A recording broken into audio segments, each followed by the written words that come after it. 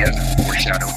I've lost my mind dealing with drama. That comment, the shit will wait, it's just a matter of time. Cause I find myself in front of these pages. Can't you see what the rage is? Lost time and lost wages. In quarantine they sick them all. The whole world is playing victim. You don't realize and they don't face the fact that they're hitting them. Cause I'm running them on through to this phase of shit that they're sitting in. Sick of listening to their words. Why they crumbling, tumbling, falling out of their mouths. We're taking it down south to the border. But this clip we be so tight with color that supreme order. Here, the fear. They pushing no justice gets served. They got some motherfucking nerve. You're gonna like the way we run shit. We run it tight. You fucking heard me right. And it be like they're closing so many doors. The IPS crew is here to settle scores.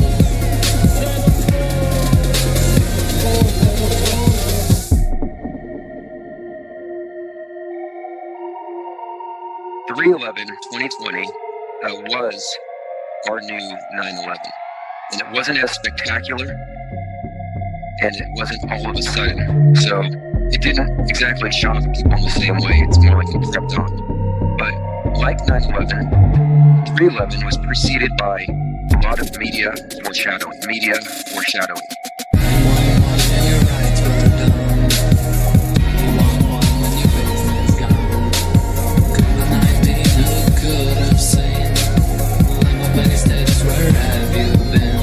Is it the flu or is it slow death? Anyway, you better fucking hold your breath. Your neighbor cough, call the cops. Means of control deployed like lollipops. Research the reports and the hopes flops. All the news as anxiety drops.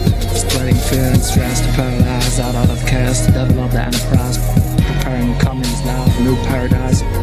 They have to destroy to let the phoenix rise. Spreading fear.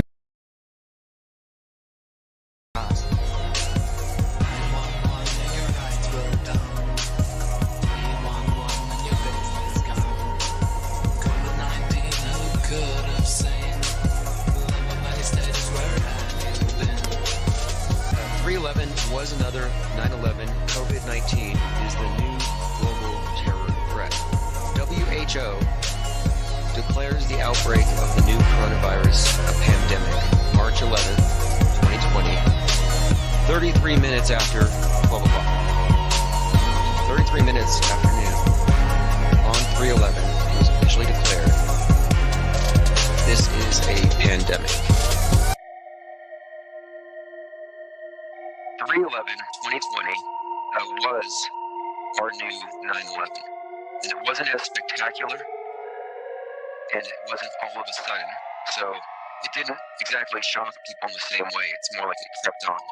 But like 9/11, 3/11 was preceded by a lot of media foreshadowing. Hey, this is Isaac from Thought Crime in Denver. This is Pestilence on Infinite Plane Radio. Hey everyone, thank you for joining tonight. I'm sending out live stream notifications if you just want to hang in for just about another 30 seconds. And if you're not on the live stream notification list, go to infiniteplane.media. This is Ed McMahon on Infinite Plane Radio.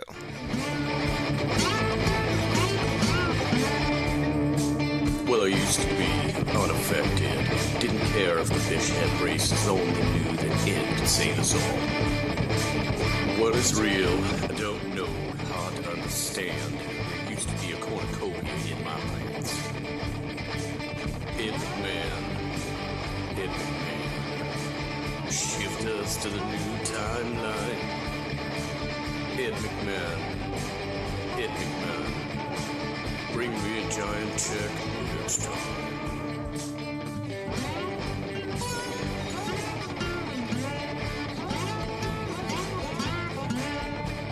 Well, trouble ain't what people don't know, it's what they know. That ain't so, said the OG Cress's acting Marlboro Man. It's a miracle, it's true. I know my memories ain't no fool. I seen the Chinese dude get mowed down by the tank. Seen it on TV, Big Bates and Smiley and a double bind. They got your mind in and a tasty cup of noodles for your soul.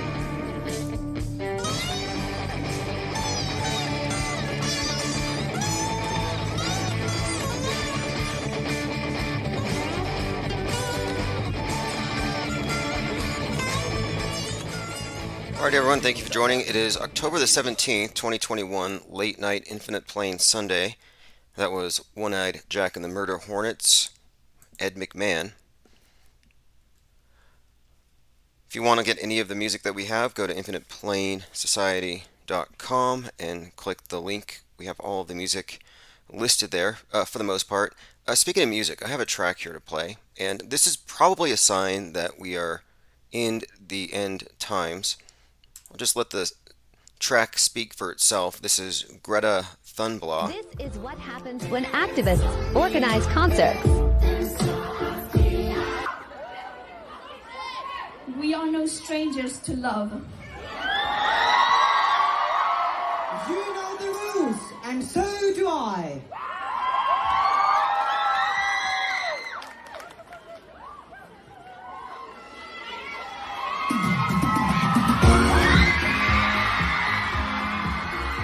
Yeah, we're being rickrolled by Greta Thunberg. So if you're watching on the screen, yeah, I don't know what we're looking at. It's like she hasn't aged a day since they put her out here, which leads me to think she is animatronic. No strangers to love. So do I. Anyway, the climate activists jumped the shark a long time ago, so this is really par for the course. You thought they couldn't lower the bar anymore with their, well, Extinction Rebellion, playing dead in public, playing dead in dinosaur museums. Now they have Greta doing these kind of weird, I don't know, it wasn't karaoke, but it was a choreographed performance, and it's, again, it's the Rickroll song. I don't know who she's trolling with this. I'm just going to play a few more seconds.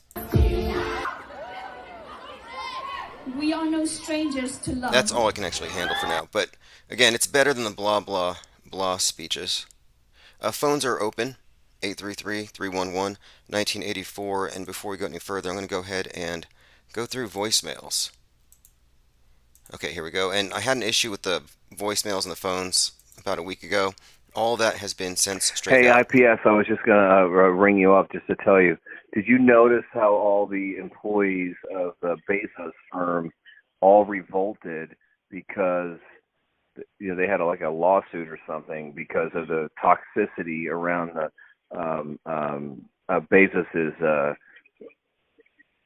Yeah, he's talking about Jeff Bezos's toxic work environment, sure, and toxic masculinity. They had a bro culture, and their main emblem is a giant dong that they shoot up into the sky. Yeah, we've heard about this. Space situation. I'm thinking maybe, they all kind of know what's going on with the whole Ball Earth stuff later. Yeah, we'll talk about that. And Baal, by the way, is another name of their god. It's Baal worship. Not a coincidence there. All right, another message here. This was, I think, the one about the meteor that fell from the sky. We're going to have to review a lot of this stuff. If you didn't know, a meteor fell through a woman's roof, a space rock, and it would have hit her on the head. But apparently this person might be politically connected, so it wasn't just anyone who almost got hit on the head with a space rock. Hey, Tim, it's Seva Bear here in my van in beautiful British Columbia. I think the first message didn't go through properly, so second attempt here.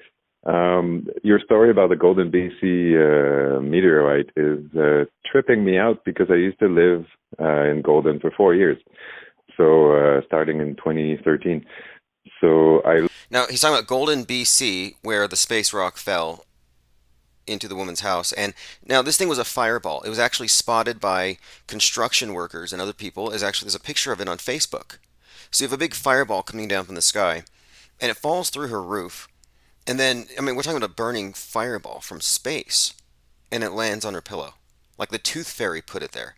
It's like, well, who can explain this? I need a physicist, I suppose, an astrophysicist. Please explain this. How does a fireball that can punch a hole through a roof alight gently upon a pillow? And we'll continue with this message. By the way, someone in the comments said that they butchered Rick. Oh yeah, they destroyed the Rickroll. The Rickroll is now defunct. You cannot use it anymore. You cannot recycle that meme. It is dead. Greta killed Rickroll. She killed Rick Astley. Anyway, let's go ahead and continue about this person who was almost hit with a rock. We looked her up on Facebook. The lady with the meteorite. Turns out we have three mutual friends, so she's potentially a real person. But the one thing I was thinking of is that there is a prominent Freemasonic lodge on the main street of Golden. We can't just walk in. It's just their signage, and it's sort of a shit building. It's just the second floor.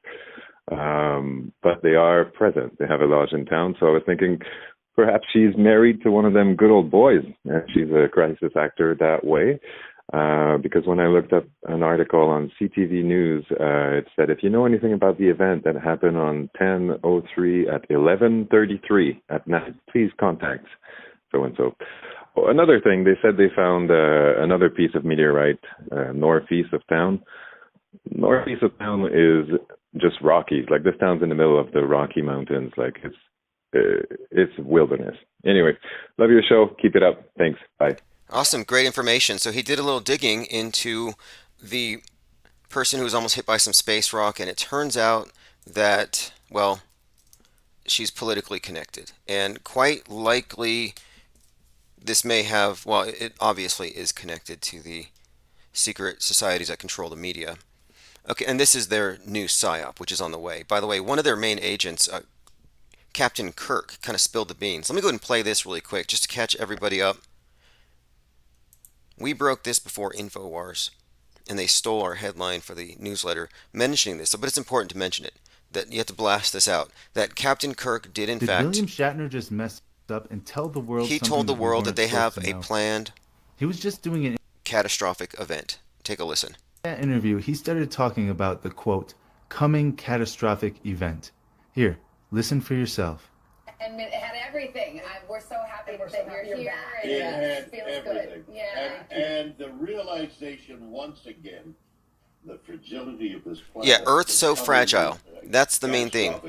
The Earth is so fragile when you get high enough. You get far enough away, it looks fragile. So now he says something about how we need to change our behaviors and stop the carbon super spreaders before the coming catastrophic event.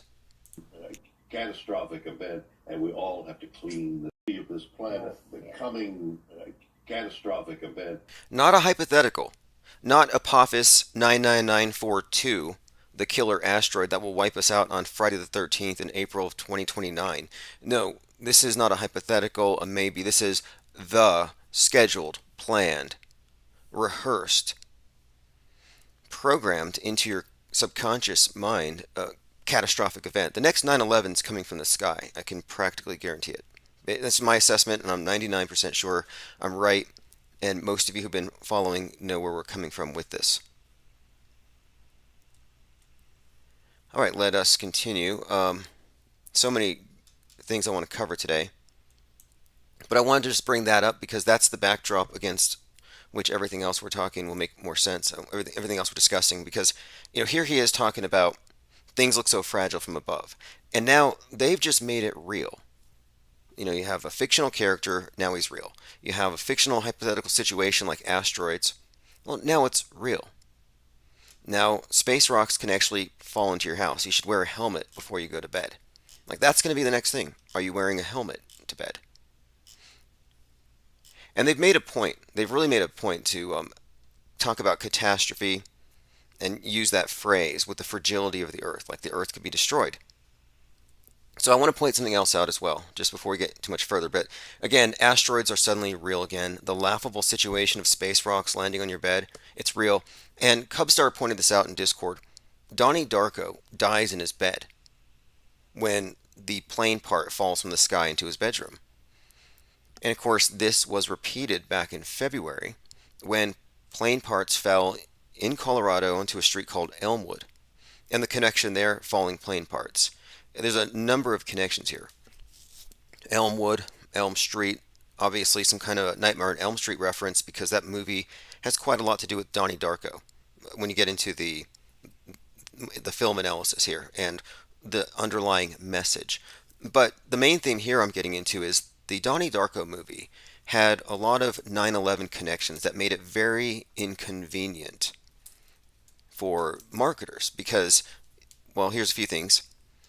We'll go back to it. And a couple of other things about 9/11 and Donnie Darko. Donnie Darko was released on January 19th. That was the original release date. And then some of the marketing materials had a lot to do with plane parts falling from the sky, so they had to change that. It says here, the film premiered on 1/19, 2001. And 119, if you go into the Bible, go into Genesis, there's a reference to the Tower of Babel falling. It's all connected. It's also connected here that Governor Elizabeth Warren, or Senator Warren, she's basically saying that they need to break up Amazon. And I've been describing how Amazon is like the Tower of Babel. Elizabeth Warren urges Amazon to break up. That's a monster to break up. Senator Warren urges Amazon break up. Now, the significance here is I've been saying how Amazon is the Tower of Babel in this context, with King Bezos going to the sky and poking his head up into the heavens. It's the one language, A to Z, all the books, and it's all, I believe, part of a setup for when they tear the tower down. Which is why also I think that your book readers call the Kindle and the Fire, because they're going to burn all your books. But Amazon headquarters, well, a proposed headquarters for Amazon has been compared to the Tower of Babel. So this is just one other thing I think that underscores what I've been saying. This was put out there, I think last year. Spiraling Amazon HQ2 building inspired by Tower of Babel. It's a helix building, but if you compare it to, here we go, a number of paintings and representations of the tower, you can see that there's a correlation here. And again, the Tower of Babel is all the world united in and it's Baal worship, and the Tower of Babel and worship of this earth god, it's all part of this emblem that you see that Jeff Bezos' rocket clearly represents.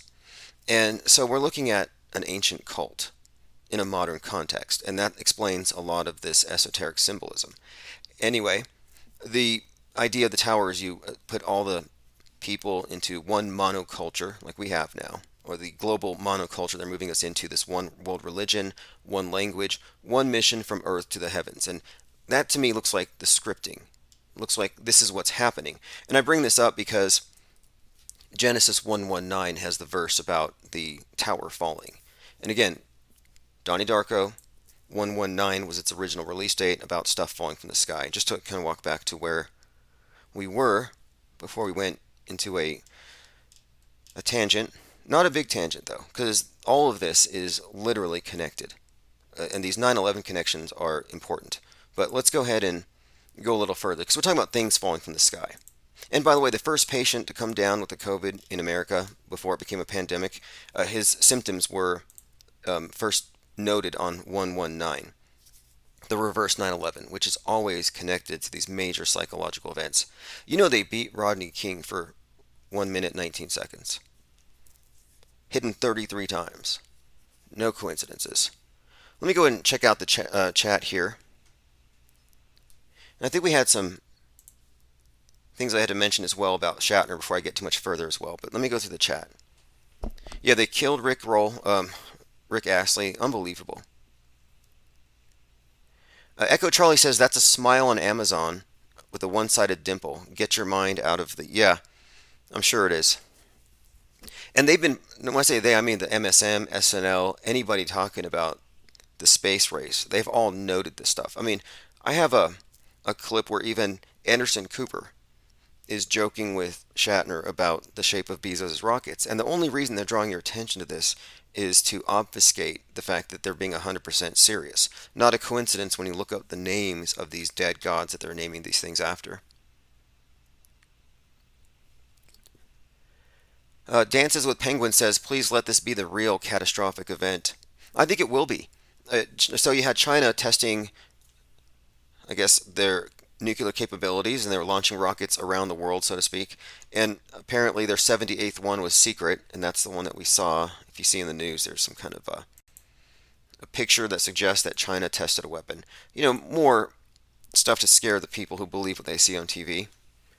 Case 310 says, glad IPR is live. We're joined by AK All Day 2323, King TL, and let's see here. The phone number's on the screen, 833-311-1984.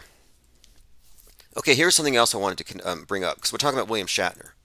Now, I mentioned to William Shatner, I actually tweeted him, and I said, hey, look, why was the flame beneath your rocket orange? And if you didn't see it, the flame beneath the rocket when they took Shatner to space, it was an orange flame shooting out the bottom of the rocket.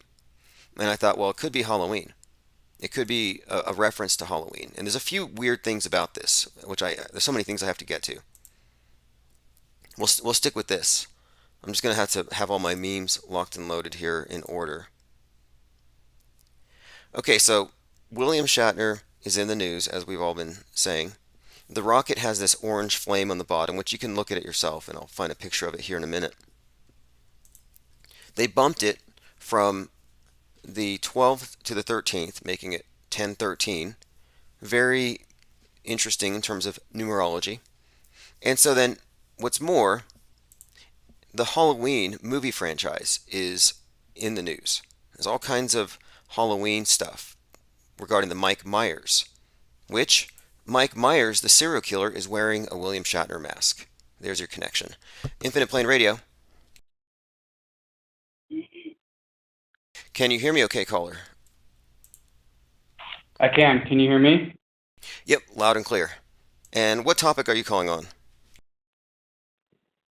Well, I wanted to see if you were familiar with, and I just kind of got informed of it today, but Jeff Bezos, is it? He's going to build something. He's right where I'm at. So I could maybe go undercover and get some maybe interesting information, but they've got something going in San Jose del Cabo in Baja California Sur.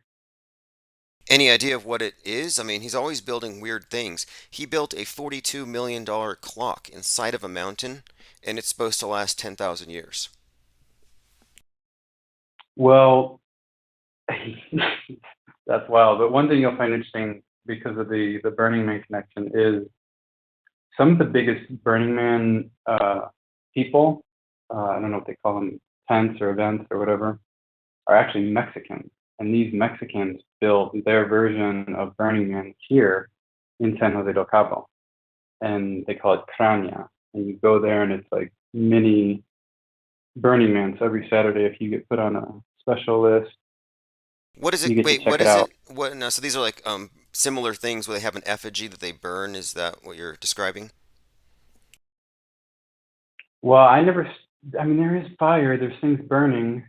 Like who is the person that they're burning? Because they do one like that in New Mexico, and they've done it since like 1906.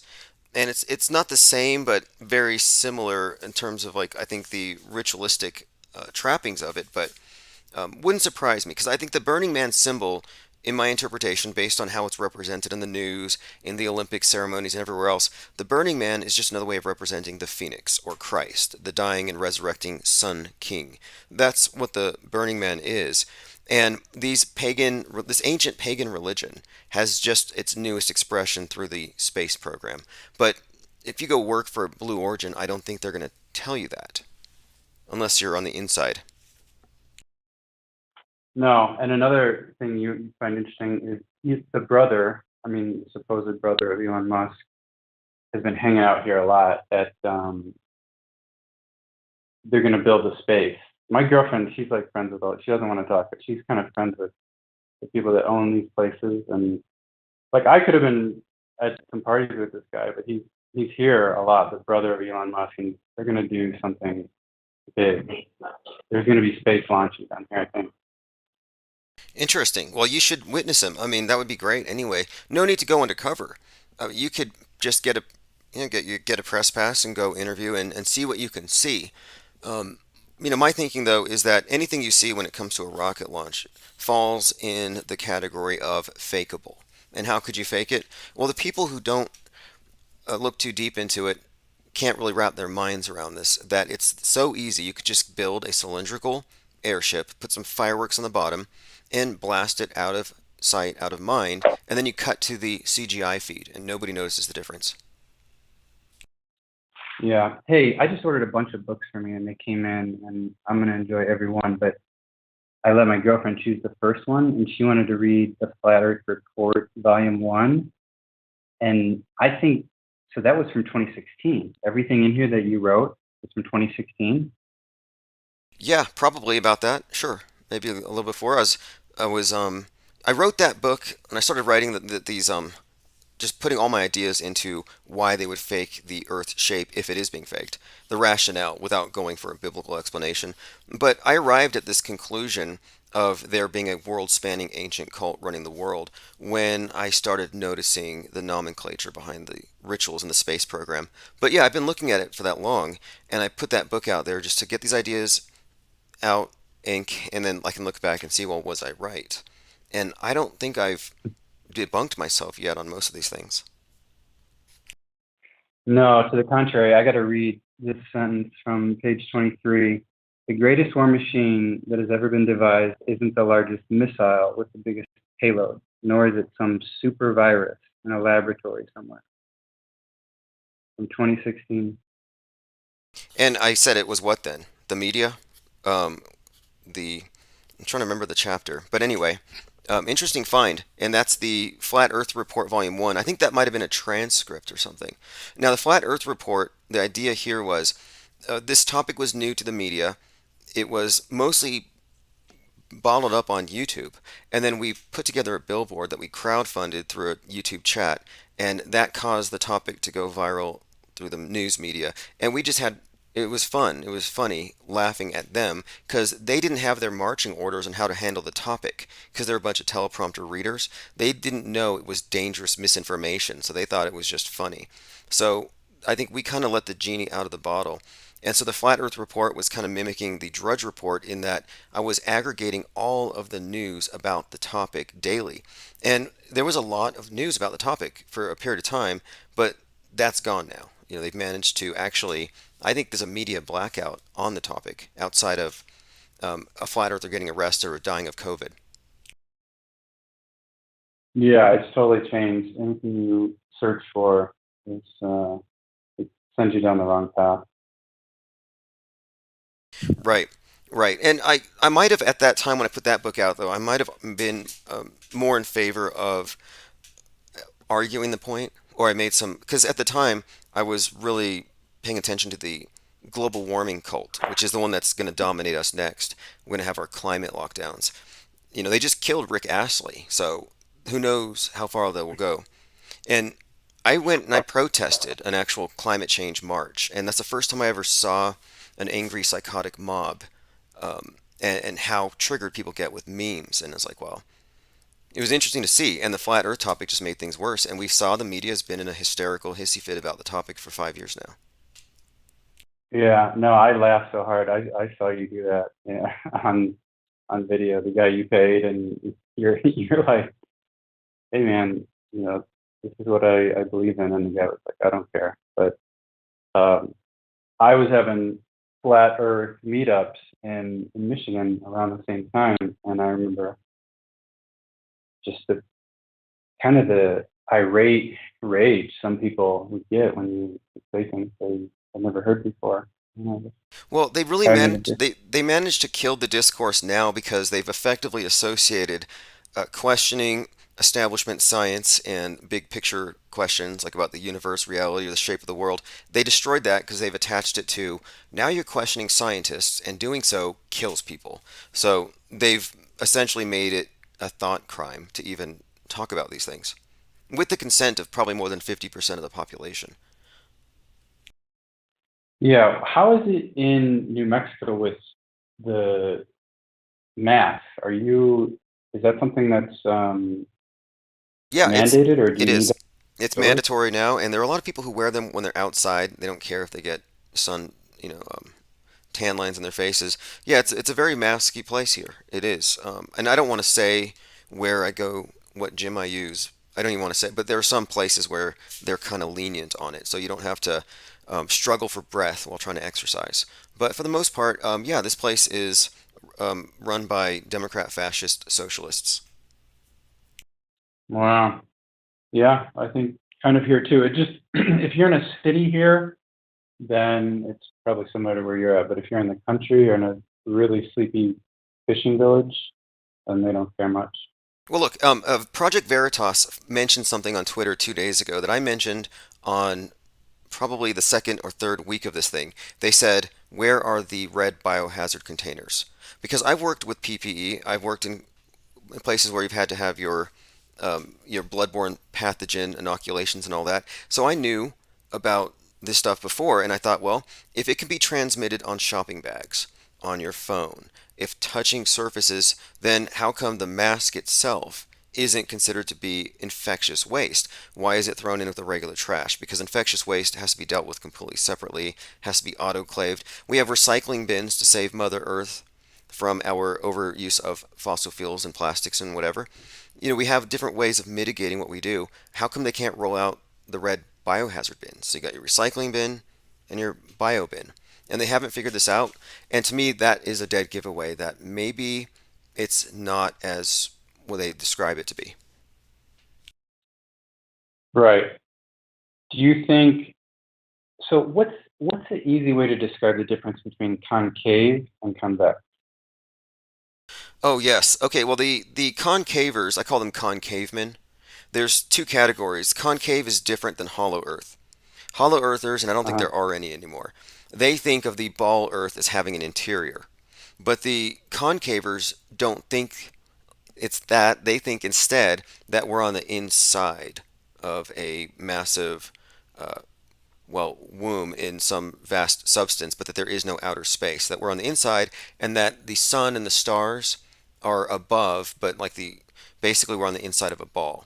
And it's kind of mind-bending. Mm-hmm. I've looked at some of their graphics. In fact, one of the main progenitors of concave Earth, I think he's out of jail.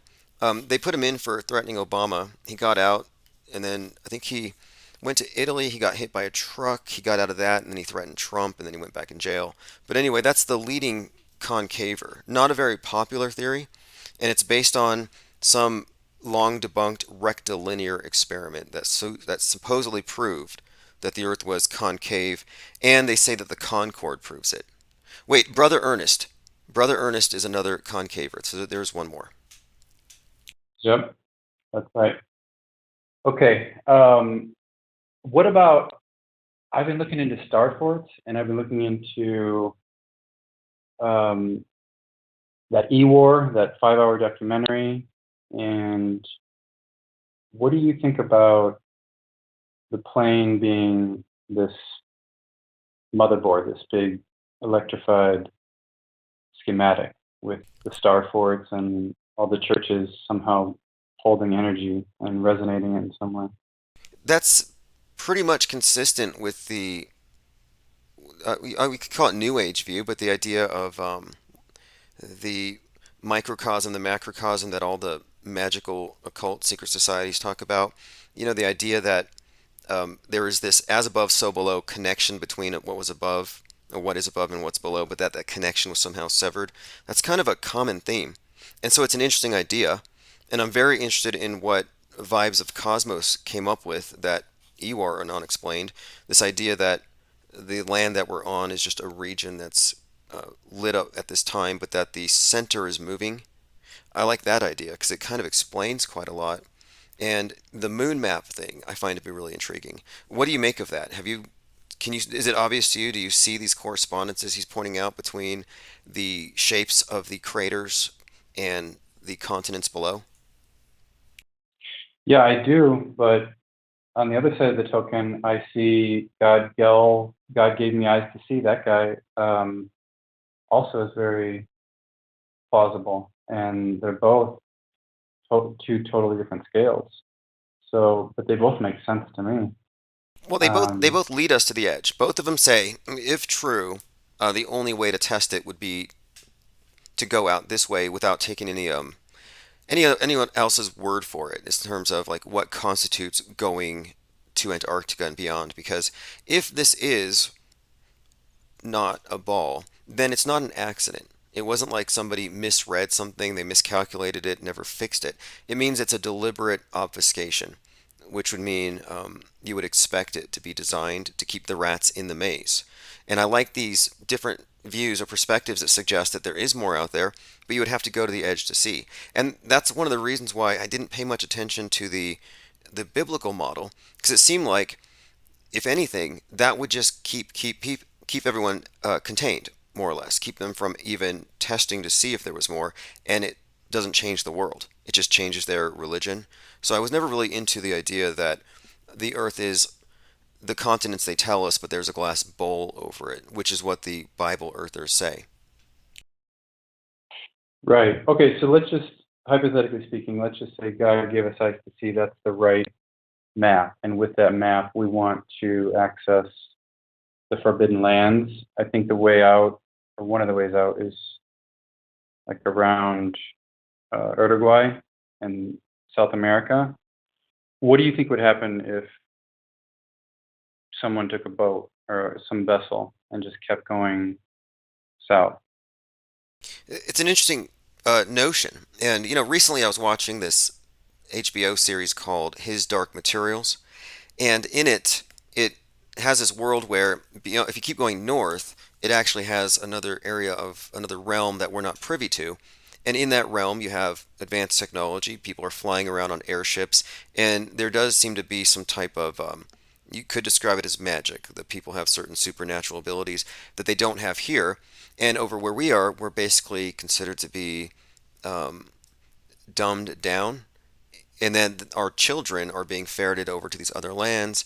A very strange story, but anyway, my thinking is if this is an area that's blocked off from the others through a wall of ignorance, I wouldn't expect anything on the outside to be on our side. I think it would be hostile. So I'd be interested to find out, but I don't expect it to Yeah. be unsettled land. If anything, I mean, maybe it's just rudimentary. Maybe that's where they're going to set up their Mars, but I don't know. I tend to think that the nature of this deception, if that's what it is so vast and so all-encompassing that it would have to be malicious forces all around us. Yeah. Do you think it was human, or do you think it was some otherly non-human force that created the star forts? I mean, how do you get all that tonnage of metal and cement out on islands? It's just Right. Interesting question. When it comes to that topic, like, mud flood or megaliths and ancient structures, I don't like to go with the explanation of I don't know, so I'm going to argue in favor of something we've never heard of before, like giants or magic, the God of the gaps fallacy. However, I don't quite know. I mean, sometimes I look at pictures of like Stonehenge, and some people they post these pictures, and it's like, were they building it back in the early 20th century, or were they restoring it? So, there's so much can be faked, and I don't want to be too incredulous as to what we could do in terms of these big structures. I mean, what do you think? Like, do you think that large structures like pyramids would somehow necessitate alien technology or giants or something? Well, Stonehenge could be baked, and I haven't looked into pyramids enough to have an opinion on it. But star forts I have, and there are over 300 of them, and most of them are in the middle of nowhere, just on water, and in very difficult places to construct anything, let alone the thousands of tons of cement and stone that these forts are made of. So yeah, that's I don't know. I mean, it's definitely something related to energy storage or energy transference, and who made them? I Right. Well, you know have what? no idea. When I look at this mud flood topic, they look at like cathedrals and churches and this religious symbolism embedded in the architecture, and they suggest that these had a different function, that these were actually part of this some type of antiquitech is a word that I hear. And I have to ask, what makes more Yep. sense? That you would have such a strong belief in some deity that may have lived and died a few hundred or a few thousand years ago, that you would put these symbols everywhere because they're so meaningful, or that there'd be some kind of a utility to it, like TV antennas. I just kind of think that it just seems like it would be more in line with human nature if it was actually it had a purpose beyond just being decorative. And so I kind of see where people go at, but I mean, when they look at this stuff, it's like, well, it's got to have a function, and this does seem to fit. But I would like to see more. I'd like to see somebody recreate, like, where's the Neo Tartaria? Someone needs to build something and see if they can replicate. Yeah, that would be nice. That would be cool. Well, thanks for your time, man. It's nice talking to you, and appreciate your channel, everything you do. Cool. All right. Have a great night. Yes, conversations about Antiquitech, the idea that there were advanced technologies before us, they go only so far before you hit a wall, and it's like, well, where? And then there are other questions that can also be raised, but I can't just throw out everything. You know, it's like when it comes to history, you're dealing with the MSM just going back a long time. Your mainstream media is actually writing your history day by day. That's why fake news matters, because fake news becomes fake history over time. Infinite Plane Radio. Hey, Infinite Plane Radio, it's Tommy. How you doing? Hey, what's up, Tommy? How you doing tonight? Oh, not too bad, but it's been a minute, man. I'm glad to see that. Obviously, the Dark Matter Radio network's working out. You know what I mean? You figured that out. You obviously can keep a couple YouTube channels on, up and afloat. Well, we lost 4, but we have 4. We lost 4 last month, but nothing really stops us. We're on Rumble, Twitch, and everything else, but it's been an interesting week. Do you have any thoughts on the recent passing of Skiba? I've been curious if anybody who... Okay, sure. Sure. Yeah, I can definitely jump into that. Like, I'm glad that actually you punted me a damn topic, because there's so much that we can even chit-chat about. Skiba, I won't... with just respect, the guy on my half, he went the biblical flat Earth route, and that's all I noticed from him. And at the same time, that dude he seemed like just genuine about what he brought up, and was always you know what I mean? I didn't look into that guy's material that much, with being, when you jump on that side of flat Earth, it gets kind of... Gotcha. Yeah, well, he was the one, he coined the term Jehovah's terrarium, and his proposed idea, I think that's really where a lot of people got the idea of there being a bowl over this thing. Interesting point that people argued over. Definitely a lot of interesting content came from Skiba. The timing of his passing to COVID-19, very curious, because a lot of conspiracy theorists are just publicly dying, and Daily Beast ran a story saying he caught it at a biblical flat Earth get-together. So now they're saying, oh, Bible flat Earth... When did that... Yep, exactly. When did that... What newspaper put that, if you don't mind me? It was called Take on the World, and so he went to the Take on the World Bible Earth conference, then he got the COVID, then he went to the hospital. I think they said 40 days on the ventilator, then he died, according to the reports. Really? So that's what's going on with that. Yeah, because I heard about it, what was it, last Thursday? I believe, maybe? Yes, something like that, but... Yeah, you might have been the first time I heard it, and how you bring up them topics, you're not a kind of a douchebag, we'll say, about it. You'll be like very sensitive and kind of say, maybe this happened. You kind of had that tone of it, and then I just chucked it up that you must have. I knew you wouldn't air it and say something unless you knew. And you were kind of the first person that I heard it, and then I noticed on Rockfin that Jainism and all them people started talking about it. So yeah, right. That was, well, you always have the people who will say crisis actor, and I had to call out Robert David Steele as a likely crisis actor, but these are different situations. Here you have a guy taking selfies in the hospital, and this other one was just really quiet, and it didn't have the same setup as a psyop. You know what? 100%. 100%. Now that you brought that RDS, right? Isn't that what the RDS is? Yeah. His was that he did take selfies in the hospital, right? And it was kind of a thing when he was sick, or I can't even quite remember now off the top of my head what he was in there. Was it the same COVID shit, or was it was. Here he is. He's an anti-vaxxer, and he catches it, and then the story was people said, oh, they killed him with it, they weaponized it, but he was about to go on a tour, so I just figured there's some kind of an agenda where they're publicly taking down a whole lot of anti-vaxxers and then pointing fingers, and so his just falls in that same time frame, and then he happened to catch it from a Bible Earth. Yeah, and wasn't there something different with during that art when that guy? It just hit different. This one, like you said, or you haven't said, but to me it feels authentic, almost like when Hoaxbusters, Chris, I want to say, wasn't that this is not during COVID. He didn't have anything to do with COVID, but the Hoaxbusters guy, I'm pretty sure his name is Chris. Right. When Right. that guy passed away, that one felt just something hits different. And maybe I'm biased because I liked his content and Well, I look at thought he was the bigger genuine. picture too, and I'm like, well, 40 days, that seems a little biblical inspired. It seems like a biblical narrative. Yep, exactly. Yeah, if you hit the yeah, And then two, the story gets out there. Anti-vax preacher dies of COVID. That story goes trending the same day that Kyrie yeah, Irving is trending for flat Earth and being now anti-vax. And I hmm thought how convenient that these are converging at this time. It looked like another constructed media psyop from that perspective. I see it like that. I definitely see it like that. The Kyrie Irving thing is makes me that one makes me real sick because we obviously know he was the astronaut, flat Earth. Him and Steph Curry were right. They did that whole flat Earth. What was it, 2 years ago?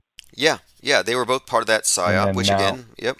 yep, and it was blatantly obvious. And then now you have the vaccine going on, which is I don't know if it sounds right to say are flat earthers and anti-vax or just I in my brain the people that look into shit we see shit different or and you can see there's something there. Now, are you pigeonholed into being a globe denier? Don't trust the system. Don't. Are you? Is that what it's? Is there like a whole Yeah, I like that pod you of brought this people like up. that? They want to Right. pigeonhole you to say that you're an anti this categorically. You just don't Mm-hmm. believe in medicine. You don't use soap. You don't believe in. It's like no, we're not. Even Exactly. nobody's making that point. And then the problem here is that it's being sold to the public through some people who are very Right. bad Yeah. salesmen. You couldn't have picked a worse salesman for an injectable than maybe Bill Gates. Bill Gates is like the least trustworthy salesman for that. Yeah. Yeah. And I'm a Linux guy, so like me and Bill Gates, we've been having problems for a minute. So when he became the person that talked about medicine and or all of that. I'm like, yo, I knew this guy's been funky since Windows.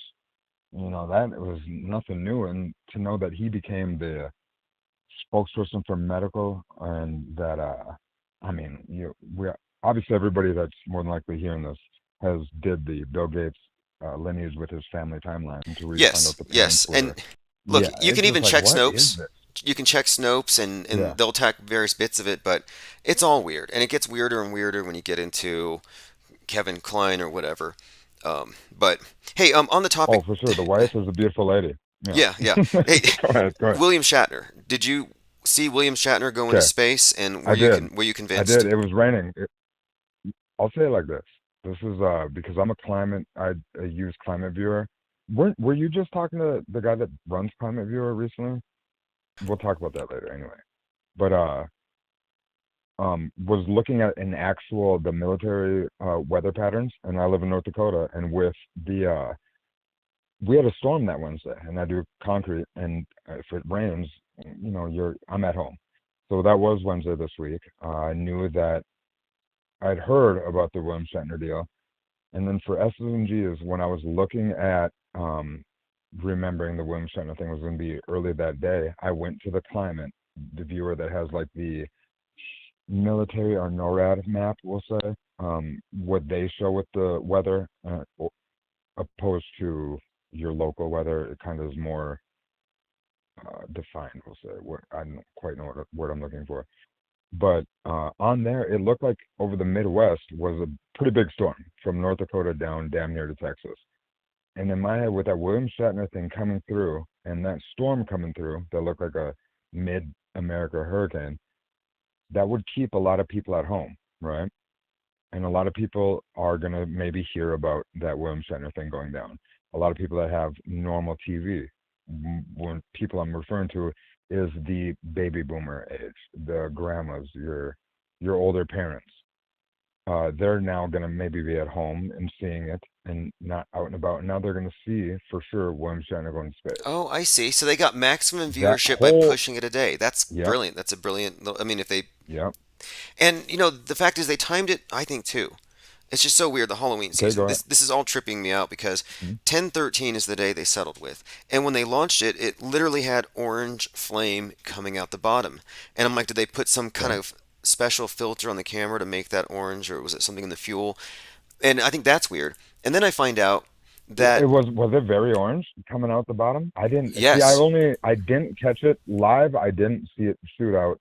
I did see when they were had the two cameras, the one that looks like it's coming out the back of the rocket, and the other one that's not in it. You know that damn view where oh you yeah, saw the I've damaging watched house. it That top to same angle, bottom. yeah. Look, there was a Okay. huge, just a stream of bubbles that came out of the capsule when it separated. Bubbles, if you can believe Really? it. Yeah, Love yeah. it. Well, I mean, no. Well, obviously, when you're in space, there's bubble. Everyone knows this. Well, why wouldn't there be? So go But ahead. anyway, I'm going to pull it up on the screen. But here's a couple of things about Shatner that I just found kind of interesting. The Okay. timing of it is that one, he's in space, or he goes to space, and so he's this very popular person right now. And then the Hmm. Halloween, and it's a Halloween season, an orange fire beneath the rocket. The Halloween movie series is being pushed quite Yes. heavily, and it turns out Just yesterday. Yes. Mike Myers is actually wearing a William Shatner death mask. That's the origin of his Holy mask. shit! The fucking mask is Captain Kirk. That's Captain Kirk with a The knife. Halloween mask is Captain Kirk. You see what I Yes, mean? sir, it This is is. getting really weird to me. Nice call. And then I found a couple other Sorry things. to get loud, but Go. that I'm a horror movie dork, and that was a good call. I forgot all about that. And then Wow. one more. Impressive. Now, Yep. Okay. Kanye West is walking around like a weirdo with a mask on. It's just a white mask, and it looks like the guy. It looks like Mike Myers. So he's dressed in all black. Now, recently he's done Just this? just today, and I got a picture of him, and he's Okay, walking by a well, bridge, and okay. he's passing in front of a bridge where the structure has these triangles, and it looks like an Illuminati pyramid. So I'm like, here you have Wait, Kanye. That's Kanye in Kanye. that picture you have? That's Or Kanye. Kanye? Yeah. No, no. Okay, one moment, and I do apologize for, like I said, to always do this when I do talk to you. I actually like Kanye West. I don't mind his shenanigans, some would say. I feel like I've almost been thrown in a pit of hell for some of the people that know me in real life when I say I like the guy's music. I don't mind his shenanigans. But I haven't seen the picture yet now since I've been on air to the because what I saw was it the picture that you had Yeah. it must have been the Twitter pic that you I've had had it up on the pic for a and it time. Yes, said that's do you him. witness yep it said do you witness the or did you see the Masonic triangle, right? Yep, that's the one. Or So something in the picture. let me ask you this That then. was Kanye? That's Kanye. I'm That's about to have a Kanye, panic and he attack. looks I'm about to have exactly. a He panic looks attack. like Mike Myers, and I'm like, this is weird in itself. But then you got Mike Myers, who's Yep. actually William Shatner, and then William Shatner, as I said. So interesting stuff. And then you have that David Ames out there getting stabbed to death publicly. So there's some strange stuff afoot. David Ames. David Ames. One moment, I apologize. What? Okay, what's that? Who's David Ames? There was I'm the. sorry if I sound like such a baby back truther right now, but I'm being if you could refresh my somebody. So there was another crazy stabbing. Yeah. Or? This is a bit of blue pill news, so I can understand if you weren't following this one. But you have this Oh, I've just been this week. deadly stabbing of Go a ahead. member of What's the party of Boris Johnson. His name is Sir David. I think it's David Ames or David Ames. He was stabbed that? Okay. 17 times, which is a Q number, by Everyone the knows way. that's. Oh no, not at all. You know what? 17th That's letter of the alphabet could 17 not be Q. times. That makes me think it's fake. 17 times. Like, Yeah, well, because I'm going to stab somebody. I mean, at the same time, am I talking about stabbing somebody or am I hypothetically speaking? If I'm going to stab someone 17 times, I don't even do anything 17 times without getting tired. I can't think of one thing I'm going to do damn near over 9. good point. You know 17. what Yeah, I'm I know what you mean. saying? So, okay, so David Yeah. Ames stabbed 17 times. And then this reminds me that Matthew Coleman Okay. speared his children, supposedly, fake story, obviously, but 17 times. I mean, Okay. these stories are full of holes. And I think this is all suggesting that this is a right wing, it's a QAnon, it's a code. For sure. Well, we all know the code thing. There is some there to I feel like, the bird calls to maybe regular people.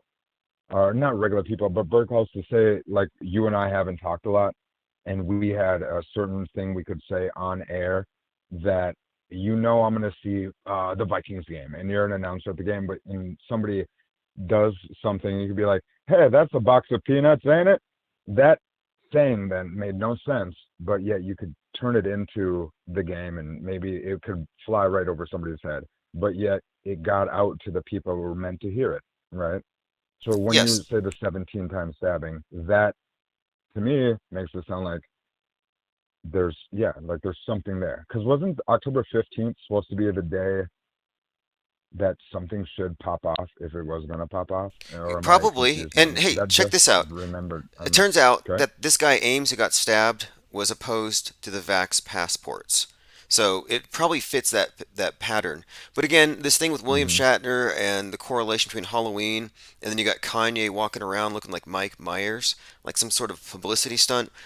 This is all very weird, but this is just par for the course. It's upsetting. I'm upset that who got that picture of Mr. West right there?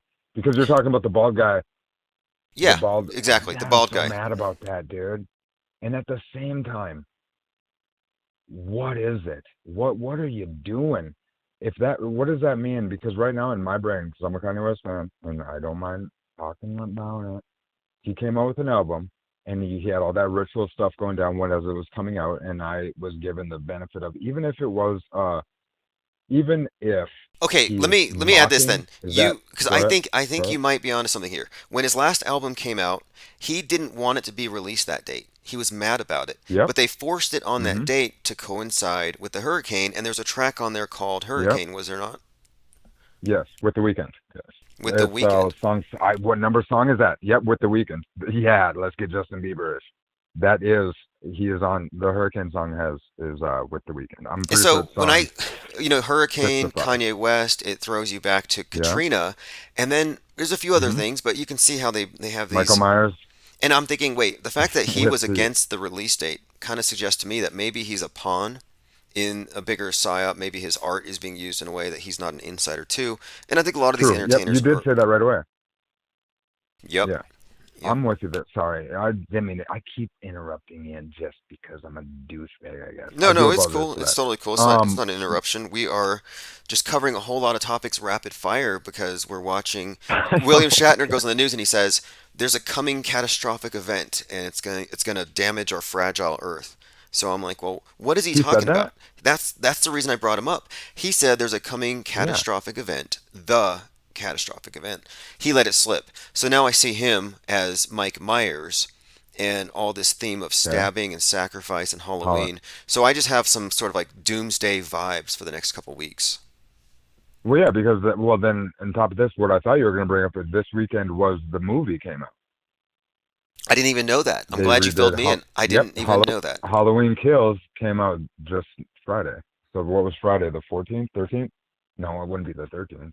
Damn date is today. But you know it's an occult meaning. There's an occult timing to everything. You know, and Yeah, so yeah. then Now, when you just hit that William Shatner mask, the Kanye thing, you're killing me because I Mike want to Myers went pretend to that that's space. not what I see. I mean, it's the weirdest thing. That's a William Shatner death mask. It's the weirdest thing, and he even admits this. And He definitely did go to. Yeah, you're right. Actually, now that you just knocked me down with that because you're 100% right. No matter what I say, William Shatner is the mask of Michael Myers. Michael Myers went to space. Kind of got you. Okay, back on board. it's just Go bizarre. ahead, It's like it's a Apologize. William Shatner death Yes, mask. it That's is. weird in itself. And Yep. there was something else as well. Oh, Jamie Lee Curtis came out today, and she said that the latest Halloween movie is about the murderous rage of the 1/6 insurrectionists. That's probably a nothing, but you know how Oh, they love to always what reference the 1/6. oh yeah 1/6 got you. Man, are them people still in? Them people are still in jail, huh? Is that not They are. disgusting? Yeah, they are, but That, I happen to think they're all crisis actors. I mean, I it's don't. got to be. I It's think got to so. be something. I mean, and I feel bad. I felt for obviously one of the people that was on a show. His name was Coffee or something. I felt for that dude. I thought he was a genuine person, but now that I know that from the last thing I heard that guy would be in jail still, that's some crazy. Like if one of my friends was in jail now for that, that's the only thing I could even be think of to talk about. At least every time you were to see me, I'd be like, and never forget that there's somebody literally under duress behind bars that thinks that sitting in a room by yourself is a way to punish him, and he's gonna feel better, or that's his retribution to society is to sit in a boxed room. Okay, well, Owen Schroyer. So Owen weird Schroyer is the guy who I'm thinking now. He's the InfoWars guy who's being dragged into this. Yes. Yep. And if anybody would know the truth about Ashley Babbitt, and it's to me, it's just a matter of due diligence to figure out whether that was real or not. If he doesn't call that out in his own legal defense, then I'm not really sure if I can trust him. I'm confused on what you mean by Owen Schroyer. Was that like his cousin's friend or something? What do you mean? No, what I'm saying is that Babbitt? Owen Schroyer is basically being charged with the insurrection, and like everybody else. Really? And yet. You're talking about the younger dude on InfoWars, right? Yes. And so I'm suggesting he's being caused of that. Okay. If he's not a patsy, then why wouldn't he call out the fakery of it all? So if they don't bring out the 14,000 hours of closed circuit television or any of this, we'll never know the truth. And I just don't think that he's going to actually pull the curtain back. Kind of like Alex Jones didn't pull the curtain back on Sandy Hook. And he should have, because even now, Gabby Petito, big story in the news right now, she was a Sandy Hooker. Have you heard about that? She was in the Sandy Hook music video. Get the F out, dog. Come on now. And I hate to get loud on the damn show. You know what you're doing when you trick me with these little... No, it's you're worse. You're going to tell me it's worse. She was... Babbitt is part of... Okay, no, I'm talking Gabby... No, Petito was the one. Petito was Sandy Hook. Yeah, Gabby Petito is the one with the Brian Laundrie BS, right? The brain laundry, brainwashing. That Gabby? Yes, that's Gabby. And she was with now the Sandy Hook. So now tell me what she has to do with... What? After Sandy Hook, there was a song that was released, like a music video, and she was one of the children in it. It's holding up a cue card or some shit. And well, the problem with this thing, I think, or the curious thing about it is the media has remarked on how that it had ironic lyrics. So Gabby Petito was featured in a Sandy Hook victim fundraising video. I do. I remember it now. Them lyrics are funny. And she, like, on the screen when something real, like, your life begins today, or don't worry, we all, something that almost says she's going to die, right? Yes. Isn't that what happens when her foreshadowing. Yeah. That's predictive programming. I remember that last week, Predictive programming, exactly, for sure. That's exactly what it is. Because it's 2013. It's called Irreplaceable. Okay. And she's in this music video. And then when she's being autopsied, the news media reaches out for comment. They try to find some medical examiner who could shed some insight into the state of her body or whatever, what they should expect. And they decide to reach out to the guy that did the autopsy on Adam Lanza. Oh, well, obviously, that's the only thing we're going to do is find a butcher. What's his name? Dr. Ripper. Oh, no, Adam Lanza's Ripper. Oh, Carver. Dr. Carver, excuse me. Dr. Carver Yes, Carver was because Carver did the kids, but the guy, Dr. Michael Bader, did Adam Lanza. And Michael Bader was brought in for comment on Petito. Well, yeah.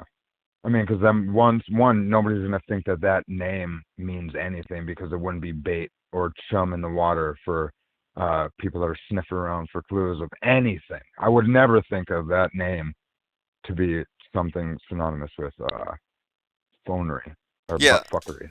These celebrity doctors are always being. You can tell. You just look at who. I think he also operated on. Or what happened to the JFK. last name? Just what happened to the last name Olson or just any Smith? Why couldn't an autopsy person? I mean, you got Sandy Hook with the Carver.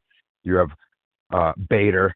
When this whole event, this such a tragic event for that poor young lady and this guy who must be a master wilderness getting off the map grid defier of any surveillance to be able to whisk our attention away for weeks on end.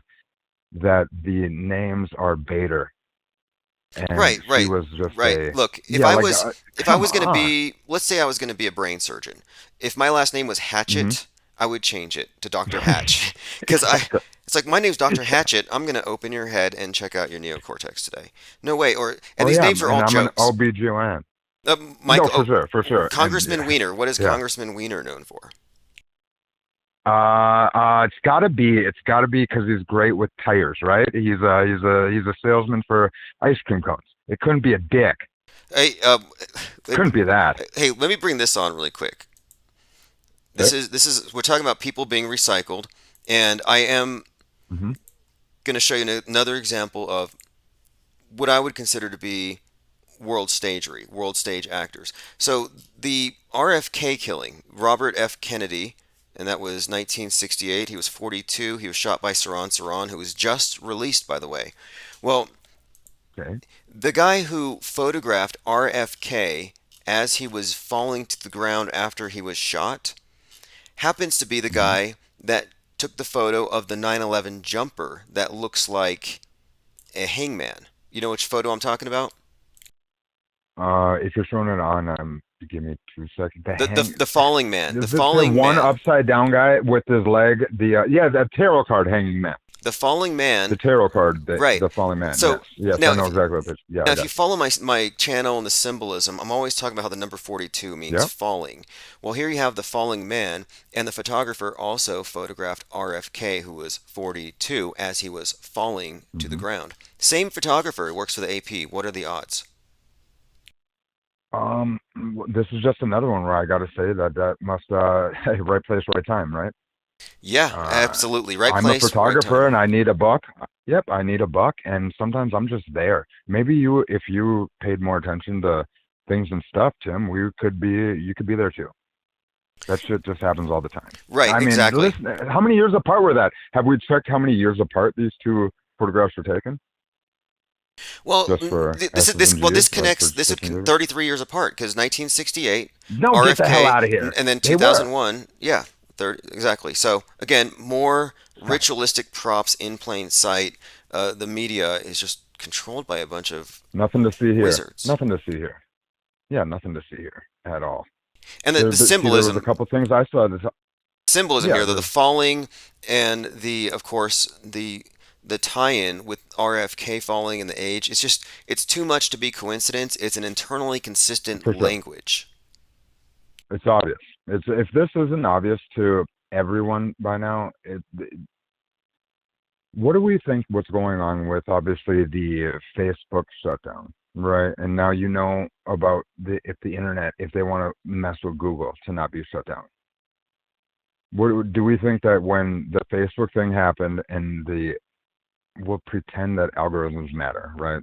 Because we're going to assume that I assume on the back end, if there is a person looking at the numbers, how many people are on which website, the boost that Twitter got, and just to see the wave, I think that's kind of what was the agenda with the 2 weeks ago shutdown deal or lockout, we'll say, because that was funky, right?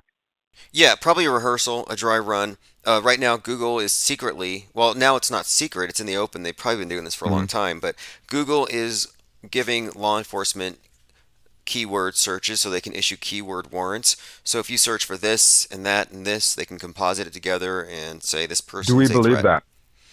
that? Yep. Do we believe that? Is it going to shut you down from typing in on the search bar, right? Is it going to stop you from saying what you want to say? No, or just no, the they won't simple stop fact you. that they brought it up. They can't stop. Well, they can actually. What they're doing is they're burning books and they're silencing people or marginalizing For sure, them. that is happening. But 100%. I don't see them stopping so much as trying to segregate people ideologically by making Exactly. it. So now you're basically anathema. You're exiled from acceptable discourse if you don't go You're along going with to have to know at least IP addresses. Well, like in this case, though, URL instead of searching. My point on this, though, is that they just decided this. Okay. You know how everybody is automatically a super spreader. Even if you're vaxxed, you're automatically considered to be guilty until proven innocent, until you've been tested clean. Well, Yeah. I think the keyword warrant thing is so they can cast blanket guilt on everybody, so there's probable cause. Everybody is a mind criminal until proven innocent. So I think that's the reason for the keyword warrants, to get us used to that concept. Exactly. And yep. And now what it's going to do to somebody that's apprehensive, somebody that's doesn't like to speak their mind, which is a lot of people. They're always going to be nice to, I mean, not be nice, but say things that could sound offensive. They're not going to do that. Now, what that did just by saying Google is going to have if you type in what movie said dead nigger storage in my trunk, or what movie was that? Are you going to be considered a Okay, racist? okay, right. Okay, so you're quoting, You know what I mean? Now, you're quoting what's his what movie? Come Quentin on. Tarantino, Pulp Yep. Fiction. Okay, so no, Yeah.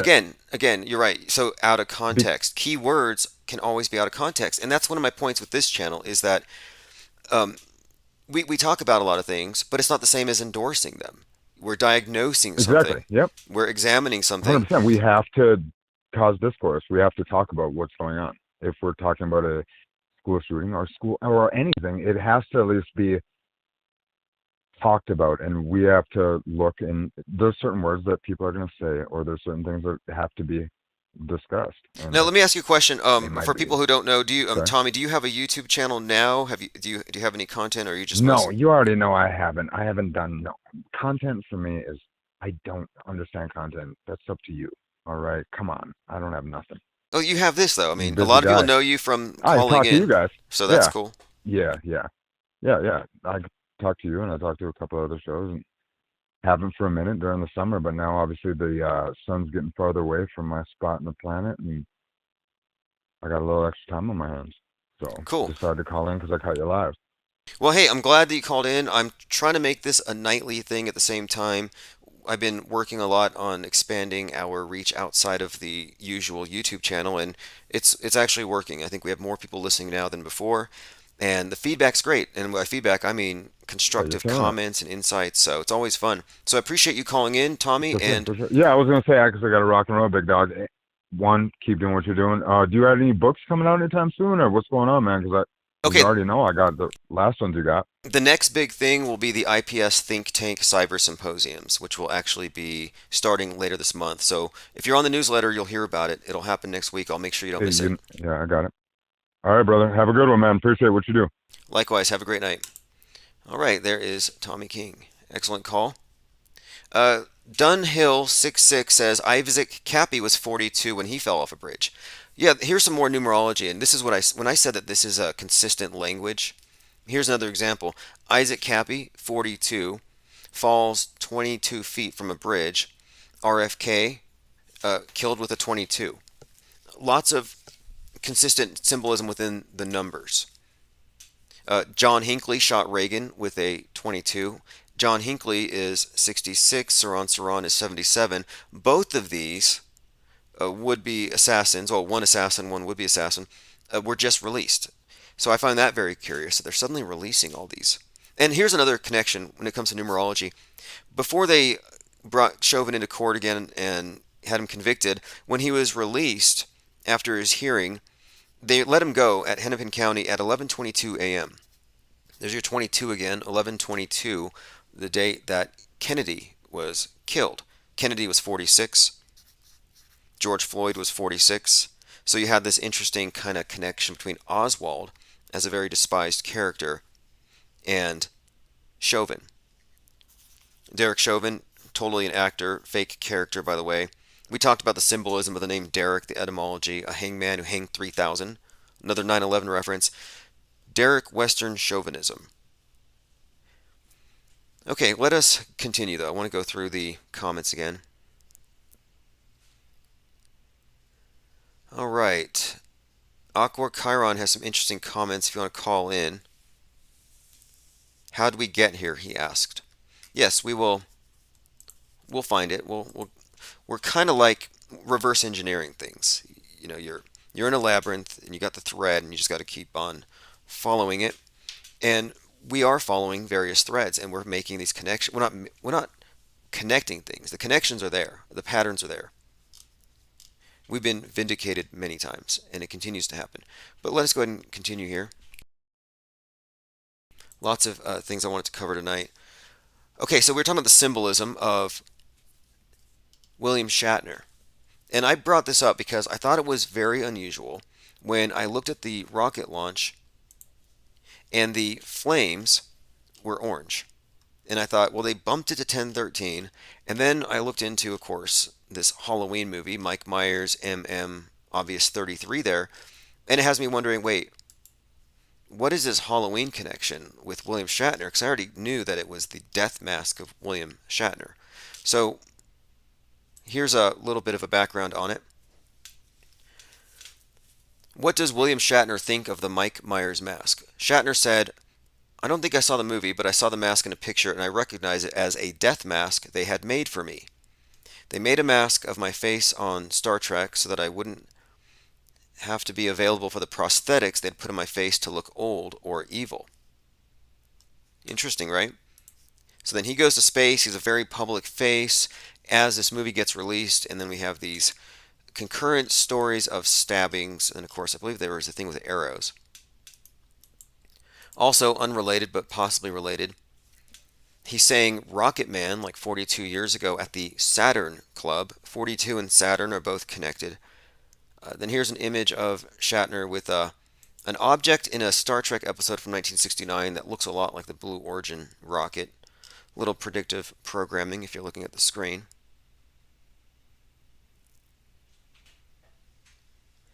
All right, let us continue. I'm going through my Twitter feed at realtimosman.com. I'm going to find you an image of the rocket blasting off, and you can see the orange flames. Also, this has been pointed out, and it's making the rounds. I don't know the significance of it, but maybe we just point it out just because people take things for granted at face value. It looks real, it's probably real. No, that doesn't work. Something as meaningless as this. Here you have a picture of Pope Bezos and Captain Kirk in their Blue Origin uniforms. Well, the uniforms are the exact same. In other words, it's a mock-up. The wrinkles are the same, the shadows are the same. They just superimpose their heads. So, the question is, why do they have to fake it? The suits are CGI, and why? And that's the thing about psychopaths. Psychopaths are known for lying when they don't have to lie, just for the sake of lying. And maybe that's it. Maybe this here we go. This cult of deceivers is just so out of touch. They just reflexively CGI everything. Star Trek's William Shatner Goes to Space, October 13th, 2021. And if you look at the screen, that is an orange flame. That is definitely Halloween jack-o'-lantern pumpkin orange. Eric of Bear says, what was the Seattle Kraken thing? The Seattle Kraken 311 thing. The Seattle Kraken can go 3-1-1 in their record if they win too. Okay, fascinating. So here's the Kraken thing. And this is getting really, this is why I said Doomsday vibes. I think we're getting to the point where we're going to see the Kraken. Oh, also, one more point. Kanye West walking around looking like Mike Myers. This has to be connected to everything else. The most famous people in the world are doing some kind of an occult Illuminati ritual. And here you have Kanye in his Mike Myers costume in front of a pyramid. Something's going down. We'll see. I have a few ideas. Okay, on the screen I have an image of, and this is not a joke, and I'll explain how I got here. This is an image of Hunter Biden, the artist, smoking a pipe, and then of course you have below that the Chinese missile test. So now apparently it's clear that China can destroy us. The American military is worried, they've been stunned, they were surprised, and they're shocked at how China carried out a secret missile test and they sent some nuclear ballistic around the world, or some kind of a test. So they could have nuked us. So this is like a story.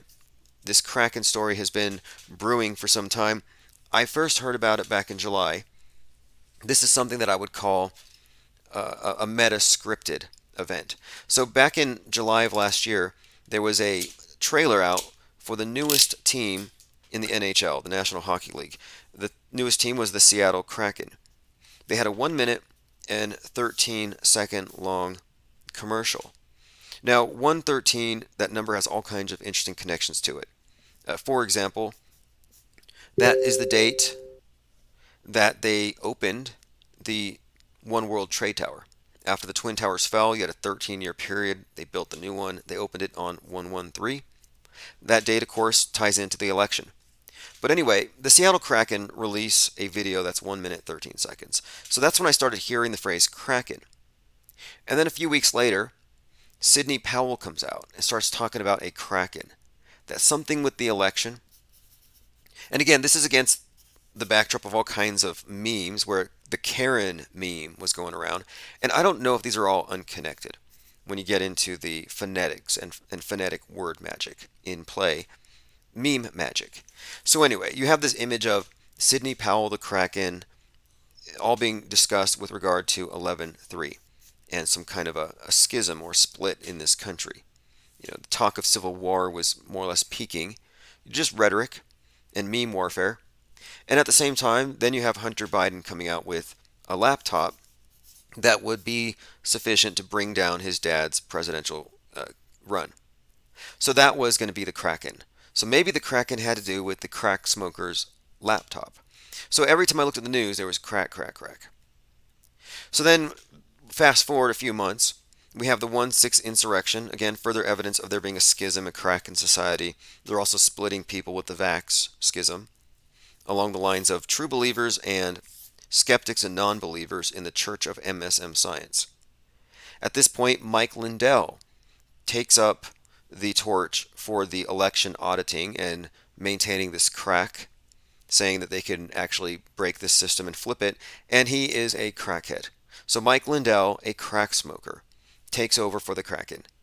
So the story's continuing, and then this summer, we have Mike Lindell and the symposium, and then the space station suddenly has a crack in it. There's fissures. So there's cracks above, there's cracks below.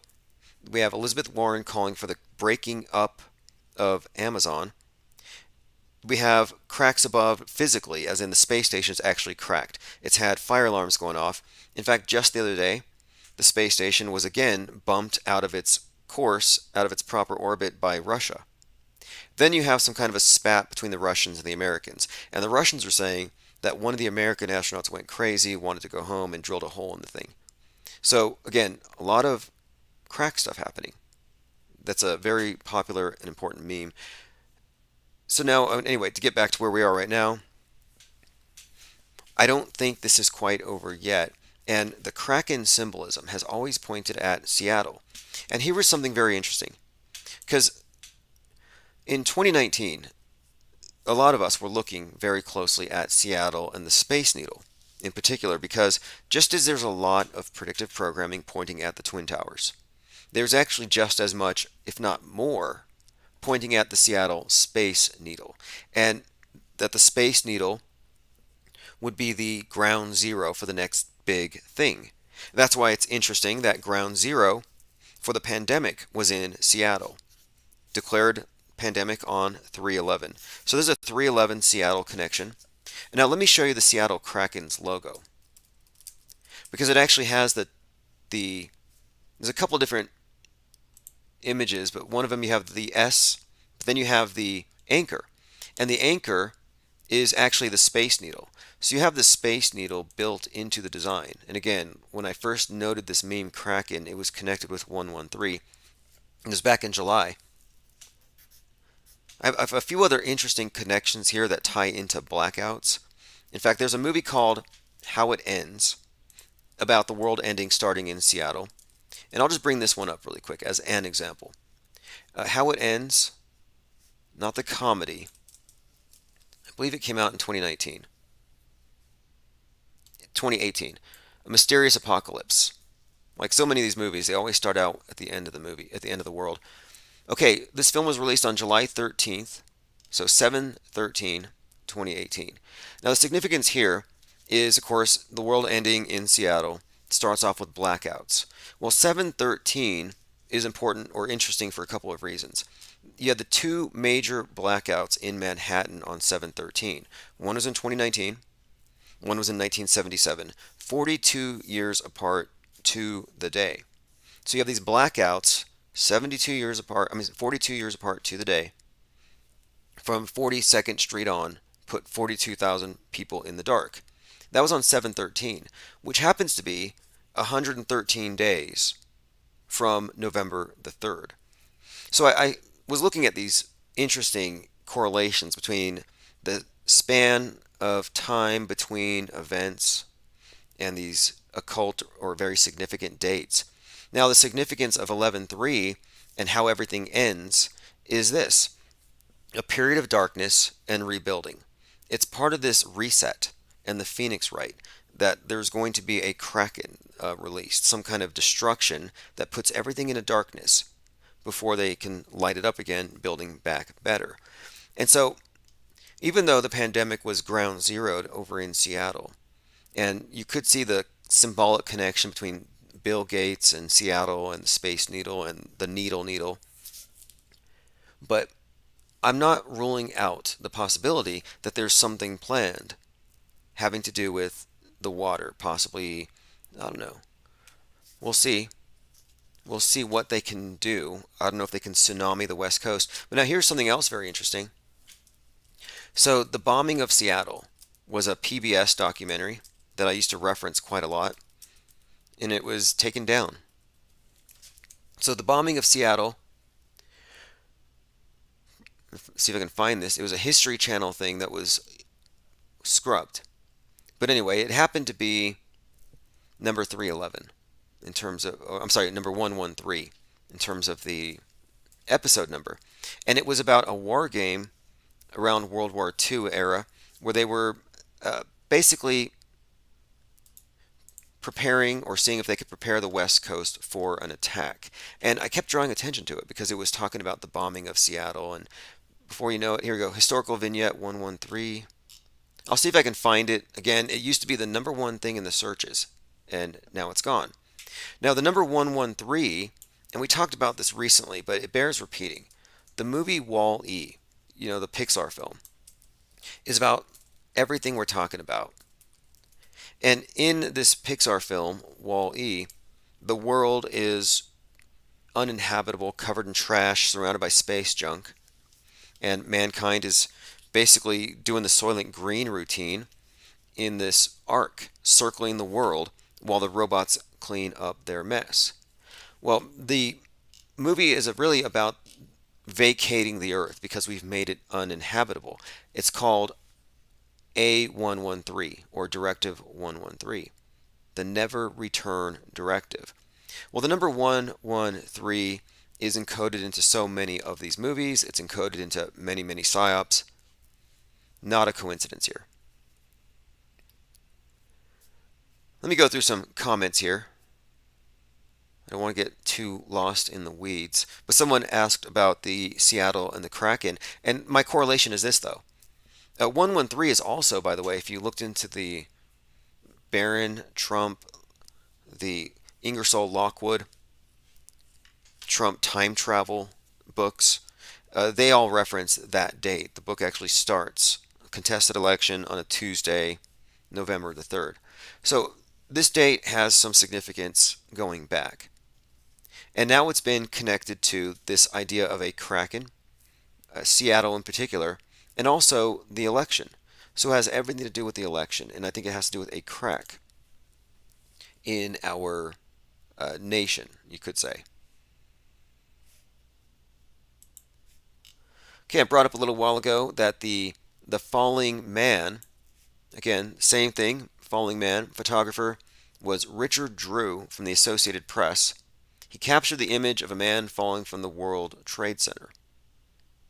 Now, they called this thing a touching work of art and a masterpiece in photojournalism. Others have described it as disturbing, cold-blooded, ghoulish, and sadistic. So, in my opinion, of course, what we're looking at here is just pure Photoshop. In fact, it's easy to prove. How did they do the jumpers? Easy.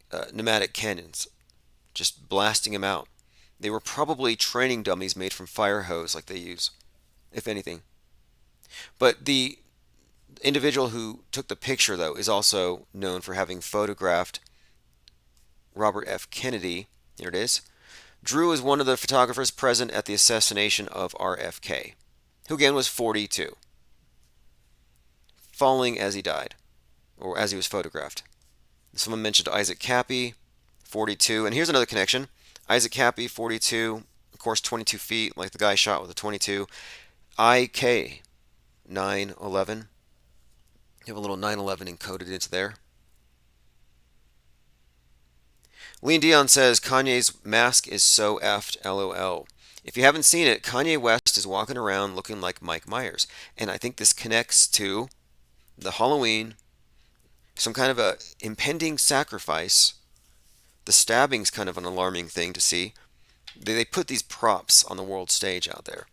Then you have Shatner in space wearing, well, rather, with the face of Mike Myers. I mean, it's all very just weird and somewhat convoluted from the way they deliver it. We're the only ones making sense out of it. All right, if you missed it, I played it at the beginning. I'm not going to play it again, but Greta Thunberg has actually killed Rick Astley. You can no longer do Rick rolls. She Rick rolled her climate gathering. I don't know what we're seeing, and I'm leaning towards she's animatronic. I figured she was some kind of robotic animatronic avatar of Al Gore. And at first I meant it slightly facetiously, but now I'm like 90% sure that Al Gore is remote controlling that bot.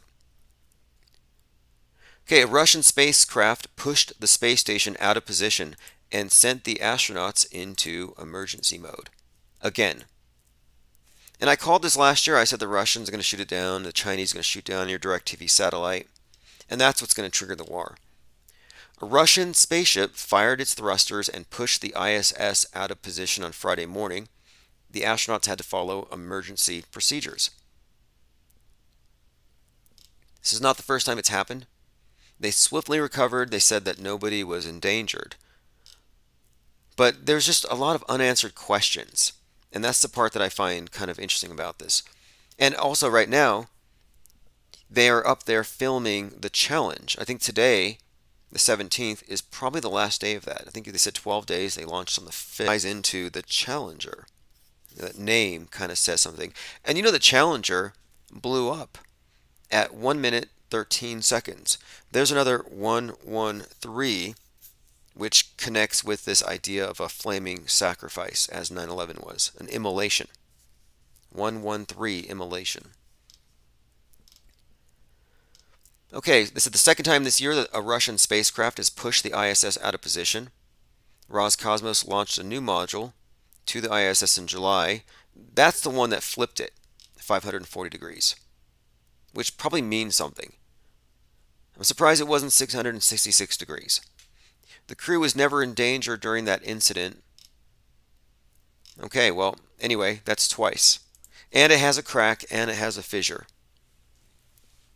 And now we have stuff falling from the sky. Dances with Penguin says a Red Dawn scenario on the West Coast is a possibility. They will call it a Biden goof like Afghanistan.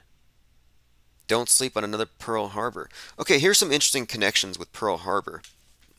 One, most of the footage you saw in school that was purported to be documentary was admitted recreation. But they don't tell you that. They don't label it. Like they don't label the dinosaurs made in China plaster model. No, they make you think that they dug it up. That you might dig one up yourself someday. Now, Pearl Harbor was originally called Operation AI. As in 19. A is 1, I is 9. Operation AI, Pearl Harbor. And if you read the PNAC report, you have all these evil villains sitting around talking about how we need another Pearl Harbor. We need a catalyzing event. And they talk about the new Chinese century, all this referencing of the future. Well, they talked about a new Pearl Harbor, and what did we get? 19 hijackers. So Operation AI is the original given name of the Imperial Japanese Army's World War II assault on Pearl Harbor. So AI is 19. Then you had Operation 19 Hijackers on 9/11. Then 19 years later, shortly after that Comet 19 broke up in the sky, you had COVID-19. So there's a bit of a pattern here. And now, post-COVID-19, we enter the post-reset era, and the World Economic Forum is bringing out Gaia. Gaia is the god of the world that they worship, but Gaia is also the Global AI Initiative agenda, which is going to be the transference of power to your AI god globally. The World Economic Forum launches a new global initiative, the Gaia. Good to know. They named it, just name it. What else could you name it? The Beast Matrix. We have the digital monolith at NATO that they worship. Now we've got this Global Artificial Intelligence Alliance. Again, Operation AI, 9/11, 19 hijackers, COVID-19, and now you have post-COVID-19 World Economic Forum AI being implemented in this thing called Gaia, which is about global governance. So Global AI Action Alliance. Nothing to see here. Unless you're going to extrapolate that there's a pattern here going back to the most well-known psyops of the 20th century. And then I think from that we can extrapolate that, well, it looks like the next major psyop is going to have to do with the internet and our communication and possibly even, we'll see. Maybe the alien invasion is an AI invasion. It's not an alien, but something else. And this is what Space Odyssey was all about. You know, HAL 9000? In fact, I think they have some robots on the space station now. They're cube-shaped robots they just put up there. And they always reference, here it is.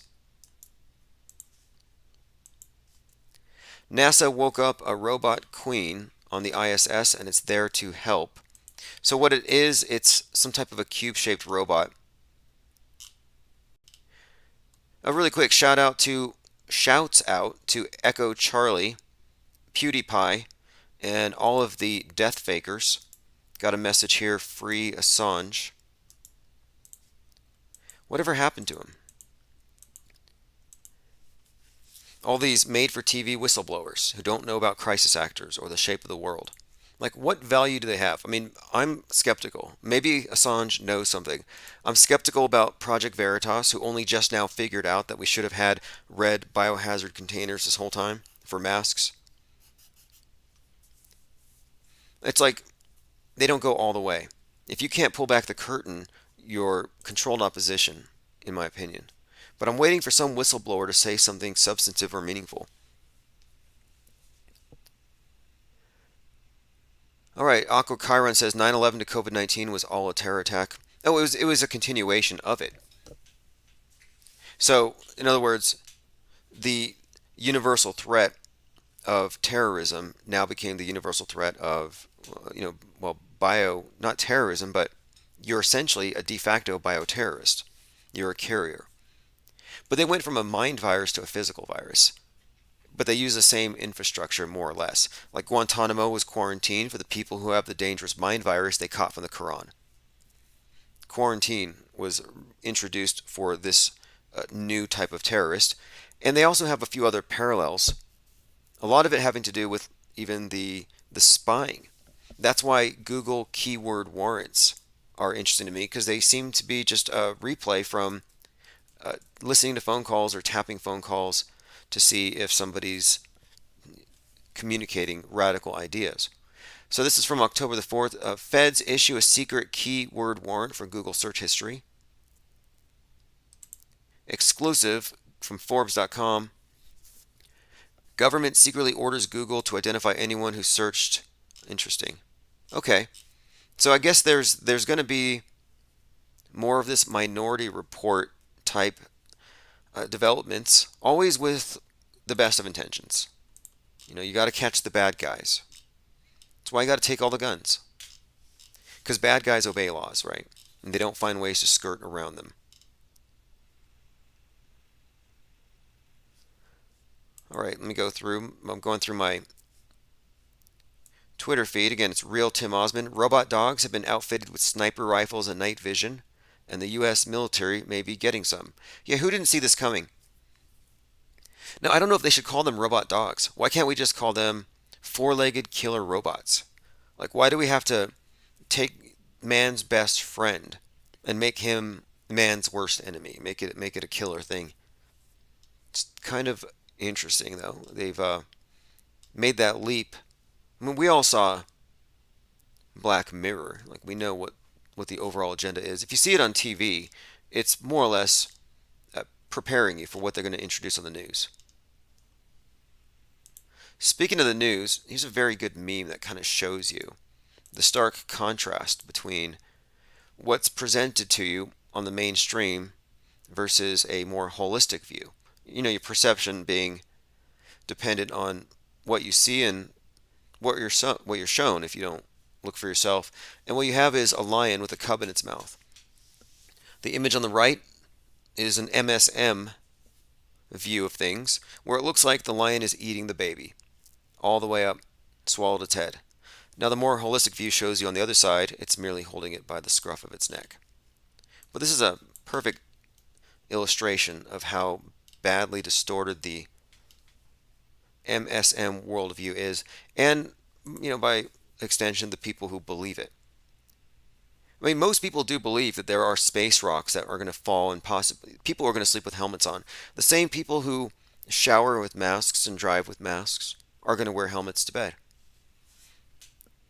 I almost want to get in the business. How do Kevlar protective gear, maybe even stuff for your house. Like, I was thinking about this. Mylar 5G blocking sheets for your walls, 5G blocking wallpaper, space junk protective canopy for your bed. It's a big market. I mean, the fear, fear. They create a fear and then they sell the solution. I think we've cracked their formula here. After Parkland, Kevlar enhanced backpacks were suddenly going out into the marketplace. Live science, what happened when the dinosaur killing asteroid slammed into the Earth 66 million years ago? Right? Well, the thing that happened, as far as I know, the most interesting thing is dinosaurs were sent to the moon. And that's science, if you believe in what they teach, the Church of MSM Science. Dinosaurs on the moon. Dinosaurs in space. Probably one of the most interesting stories that they've told so far. They said that 66 million years ago, a space rock the size of Mount Everest punctured the Earth with such force and velocity that it created a hole in the atmosphere. So that hole is where a lot of matter was sucked into space. And it says here, that's right, dinosaurs beat us to the moon. It says, the safety procedures weren't quite as rigorous as ours. They didn't so much as step foot on the moon as spray across it like water from a super soaker. So what they're saying is that when planets are impacted, you have the crater, but beyond the crater there are other things that debris can achieve escape velocity. It says a lot of it will fall back, but other bits will be ejected, put into collision courses with other planets. I mean, so they could write this and people would believe it, that a T-Rex skull hits the ISS, and people would 100% believe it.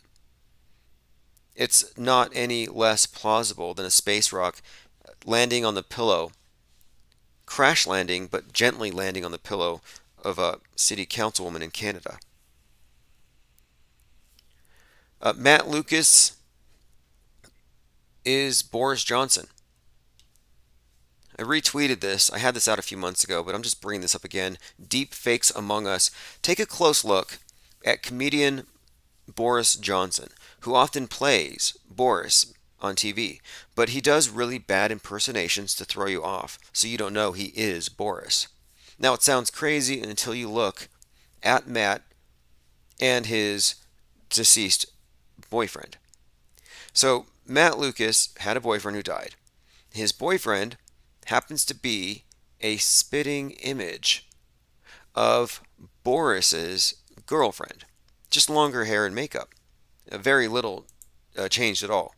So that's obvious, and what's more, his girlfriend is a Thelemite. You can find her doing satanic rituals. So you've got this satanic witch part of the cult that's all into this stuff, and then of course you have Boris. And they do these really bad impersonations to throw you off. So you have Matt Lucas being Boris and everybody laughs. Well, that's just a really bad disguise, but no, the real Boris is just as fake, if you ask me. And by the way, Boris's dad, I mean, this is all really just, I know it's insane. You got to look at the girlfriends. That's what gives it away. It just seems like all of these people are descended from equally unbelievable people, and they're all obsessed with world depopulation. And one of my issues with this world depopulation fear, one of the reasons why I don't fear it, is that they came up with these plans many decades ago, and the population was much smaller. And so now we're supposed to believe that now that the population has metastasized and there's billions, now they're going to do it. It's a much bigger job now. They weren't up to it then. Okay, this is from Prospered Mind. He tweeted this to me. He said, "Has the veil lifted? Barbara Bush has never looked like this before." I'm going to just play a short clip. This is Barbara Bush. People's Republic of China, a fourth of the world's population, incidentally, and the head of the whole intelligence system. So there's no question. I'm not sure where this person is going with this. There was a theory that Barbara Bush is the mother of Aleister Crowley. This is another. I got to play this. This is just a soundbite. Biden has this new act. He has this face on. It doesn't look like the normal Biden. It's like a Halloween mask. He's got a real angry face. Take a listen. It's like he's trying to go for Wizard of Oz here. We have fewer democracies in the world today than we did 15 years ago. Fewer. Not more. Fewer. Yeah, reminds me, the Wizard of Oz. Was yelling at the Tin Man and the Lion and Dorothy. Pay no attention to the man behind the curtain. Flames are bursting on his side. And I remember his head was like very large, but on top, and it kind of tapered down. His face was at the bottom. Green, alien, scary looking character. And I'm looking at Biden right now, and he actually has the same kind of head as the Wizard of Oz himself up there. And he's just yelling like a madman. We have fewer democracies in the world today than we did 15 years ago. Fewer. Not more. Fewer. Okay. There's got to be a different Joe. Like the guy, sometimes he comes out and it's like he can barely remain lucid. And then other times he comes out and he's on fire. And this would be one of those times. So just for contrast, I'm going to put a picture of the Wizard of Oz up on the screen if you're unfamiliar with it. You can see where how I arrived at this comparison. So the Wizard of Oz has this alien-like head, light bulb shaped kind of, and the face is on the bottom half, extremely angry, big frown, creased. And here is Joe. I mean, that is not a normal Joe Biden face. I mean, look at this. It looks like Chucky from Child's Play. He's never been this animated. It looks positively rubbery.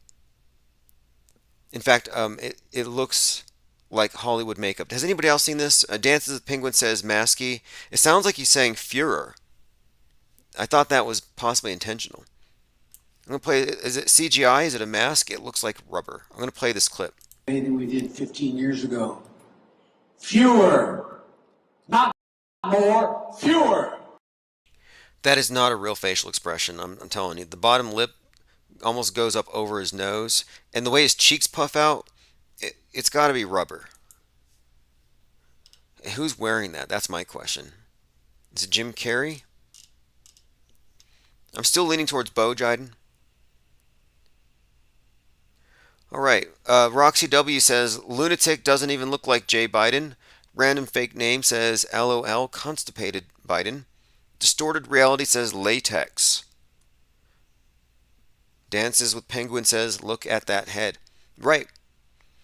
Right, it does. Looks like it could be Jim Carrey. And yeah, there is a Jim Carrey Green Man resemblance to the Wizard of Oz. And the Wizard of Oz is, if you ask me, if you go into the symbolism here, and it's an interesting little trail, I think it ultimately is the Wizard of Osiris. I think it's the original green god. That's why he has the green head. Jordan says that somebody edited his nose to look bigger on the video. Possibly it's enhanced. I mean, do you remember a few weeks ago or months ago now when I think it was right after Bill Gates had been divorced by Melinda. Bill Gates was walking around and he just had his no mask, and he had like it looked to be uh, augmentations on his chest. Like he just didn't give a damn anymore, and he just did what he wanted to do and had some operations done. So yeah, there's a tweet here. A fact check video of Bill Gates with enlarged chest has been digitally altered. So here's the video. Bill Gates spotted after affair and divorce drama. And in the video that was circulating, he had these large breasts. Okay. Now it turns out that that video was edited and it went viral that way. So my point being, it could be the case that Joe Biden's face was altered and we're passing along fake news. The other question is, do we care or do we continue to tweet it? Like I have to say, if I come across a particularly good piece of dangerous misinformation, I'll just share it. You know, because I know that I think they say that 90% of people over 65 don't even fact check. They just retweet. That's why Twitter now says, are you sure you want to retweet this? Are you sure? Are you sure that you're sure? They make you click 50 times before you retweet something. They're trying to get people to become tweet hesitant. Oh, we talked about this. Code Monkey Z, Ron Watkins, is running for Congress in Arizona. So Q's not going anywhere. They're getting more emboldened the less traction they get with the MSM. People have no idea that even now, Trump is actually out there as we speak calling for a return to the White House. He's saying that they need to go ahead and treat Arizona as the first domino here. So we're not talking 2024. But Code Monkey Z getting in this thing? Again, he was believed to be Q for the longest time.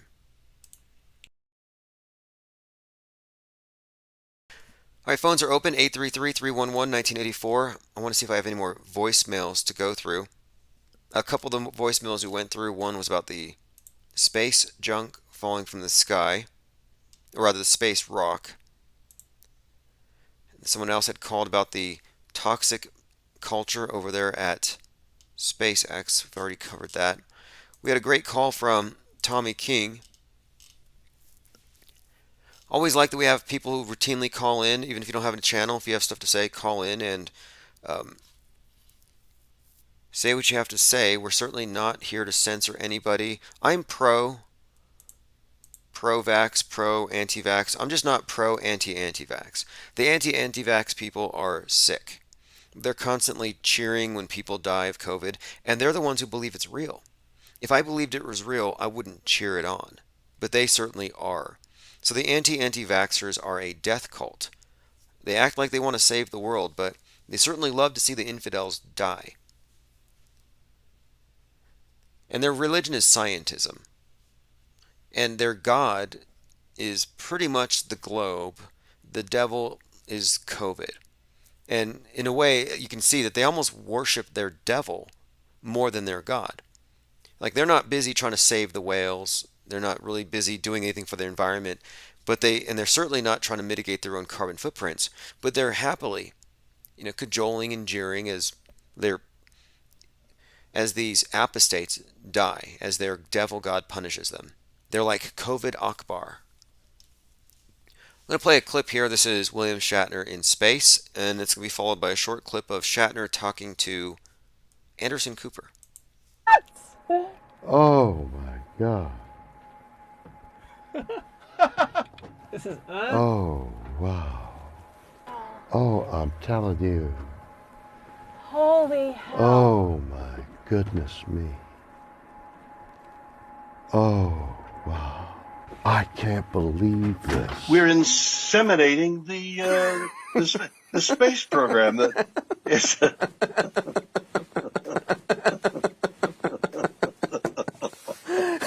All right, that would be William Shatner and Anderson Cooper making a completely normal comment about going to space.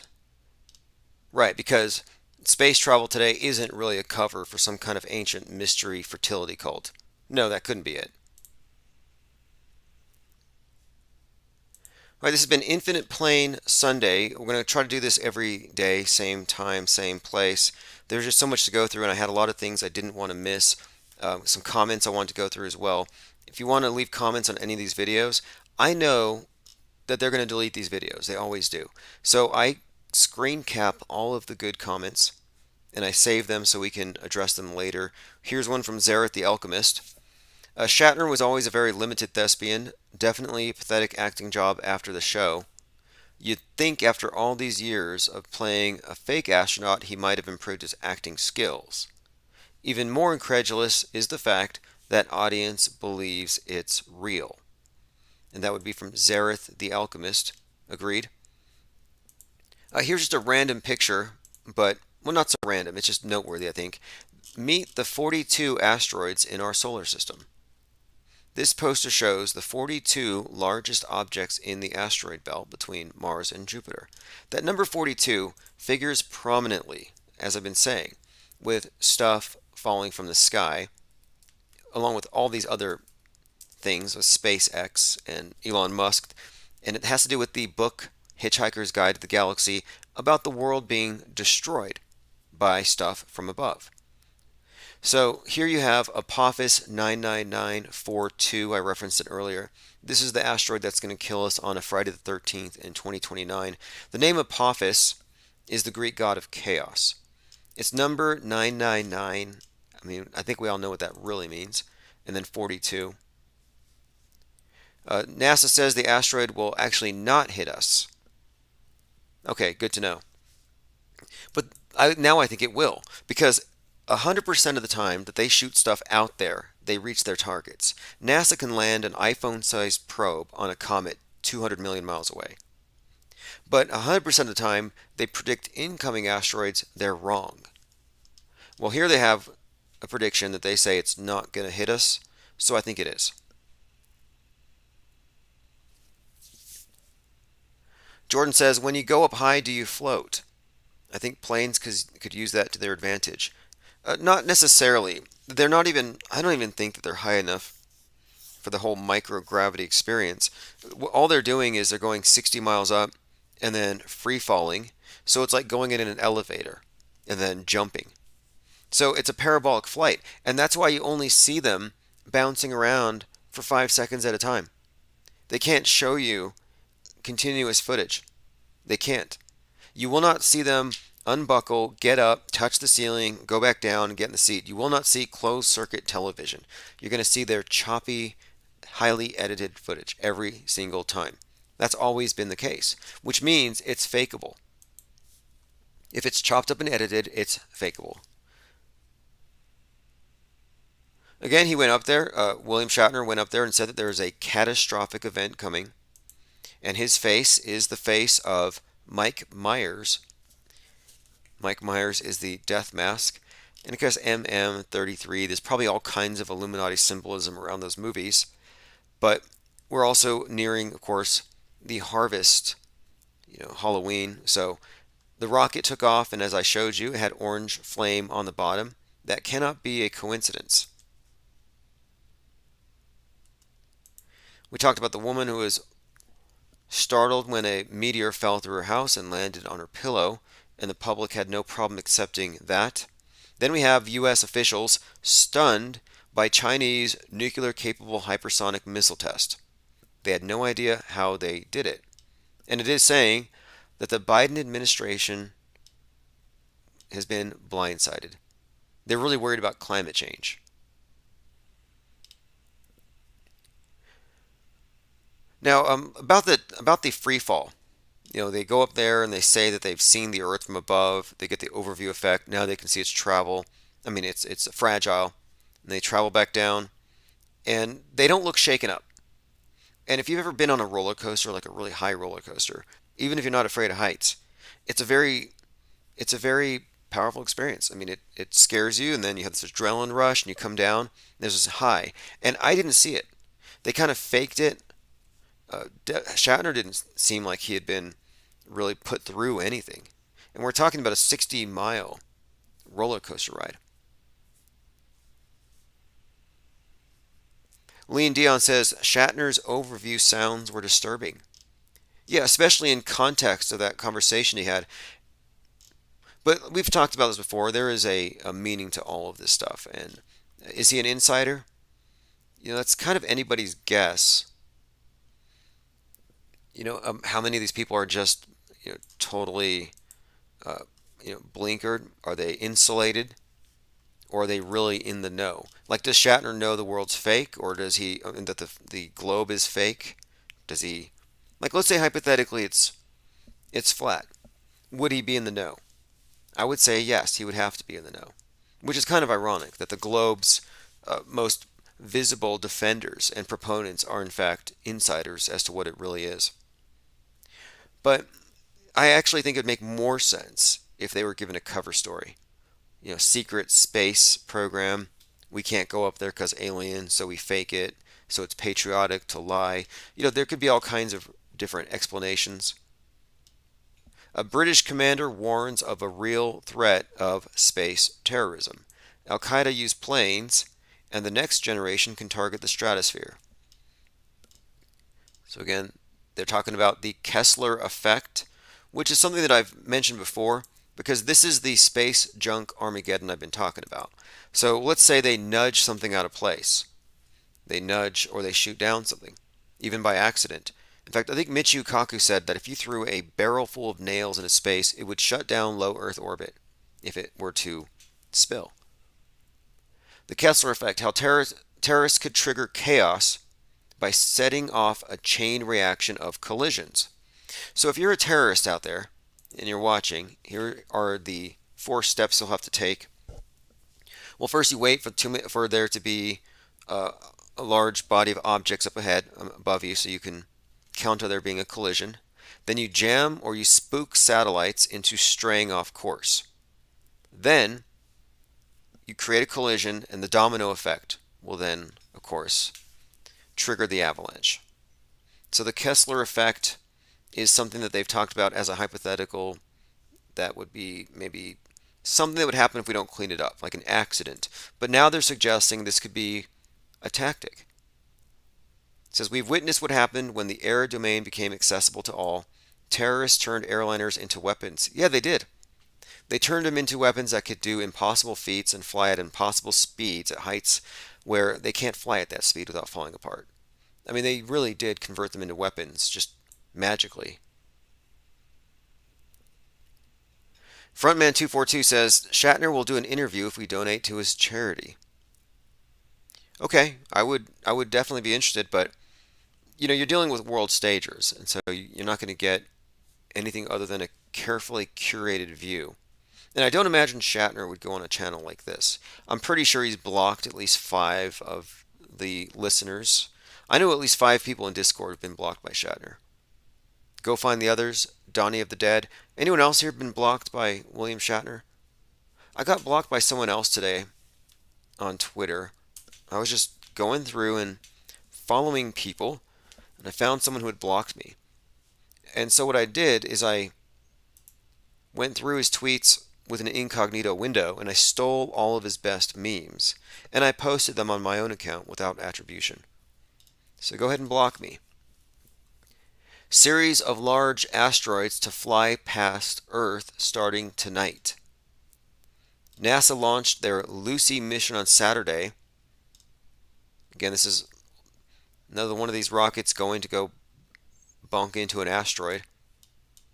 I don't know what the exact story is here, but we're being inundated with stories of asteroids, space rocks falling from the sky, more sightings of these things, and now there's a series of them flying by. Zinvala says Bin Laden's in space. Right. Well, if anyone's going to do it, I'm leaning towards Musk. He's the richest man in the world. He's got the resources. He's already in a position, I think, to really go full evil villain if he wants to. And what I mean is he's got 42,000 CubeSats. Now, if you look at Hitchhiker's Guide to the Galaxy, when the movie starts out, you have a globe surrounded by cube-shaped UFOs, flying saucers, alien craft. A bunch of cubes surround the Earth, and they blow it up. So I'm thinking, wait, Musk is putting 42,000 CubeSats above. Now, whether or not you believe in orbiting satellites, it doesn't matter. They could just as easily do this with stratospheric balloons. So 42,000 balloons, each one holding bombs, tungsten rods, some types of explosives. 42,000 targeted explosions. If anybody has the capability of, a hostile takeover of the world from space, it's actually Musk more than, Al Qaeda. Frontman 242 says, I was blocked by an OnlyFans model, ha ha ha, true story. Alright, look at this one. This is a great piece. I'm going to just play a few moments of it. This is from Alex Jones, Bill Hicks, InfoWars, Illuminati Freemason Controlled Op. A really great piece here. A lot of people are still under the impression that Bill Hicks and Alex Jones are two different people, and I have a couple of really great videos on the topic, but here's something that just came out, and this is Alex Jones doing a comedy skit that I think would be more consistent with Bill Hicks, and this was uploaded by Baruch Yeshua. Be watching this. Just some more proof that Alex Jones is controlled opposition, Freemason, Illuminati, New World Order, mocking the birth of Jesus Christ on Louder with Crowder. Never heard of it, but just found this recently. Just thought you guys should see this.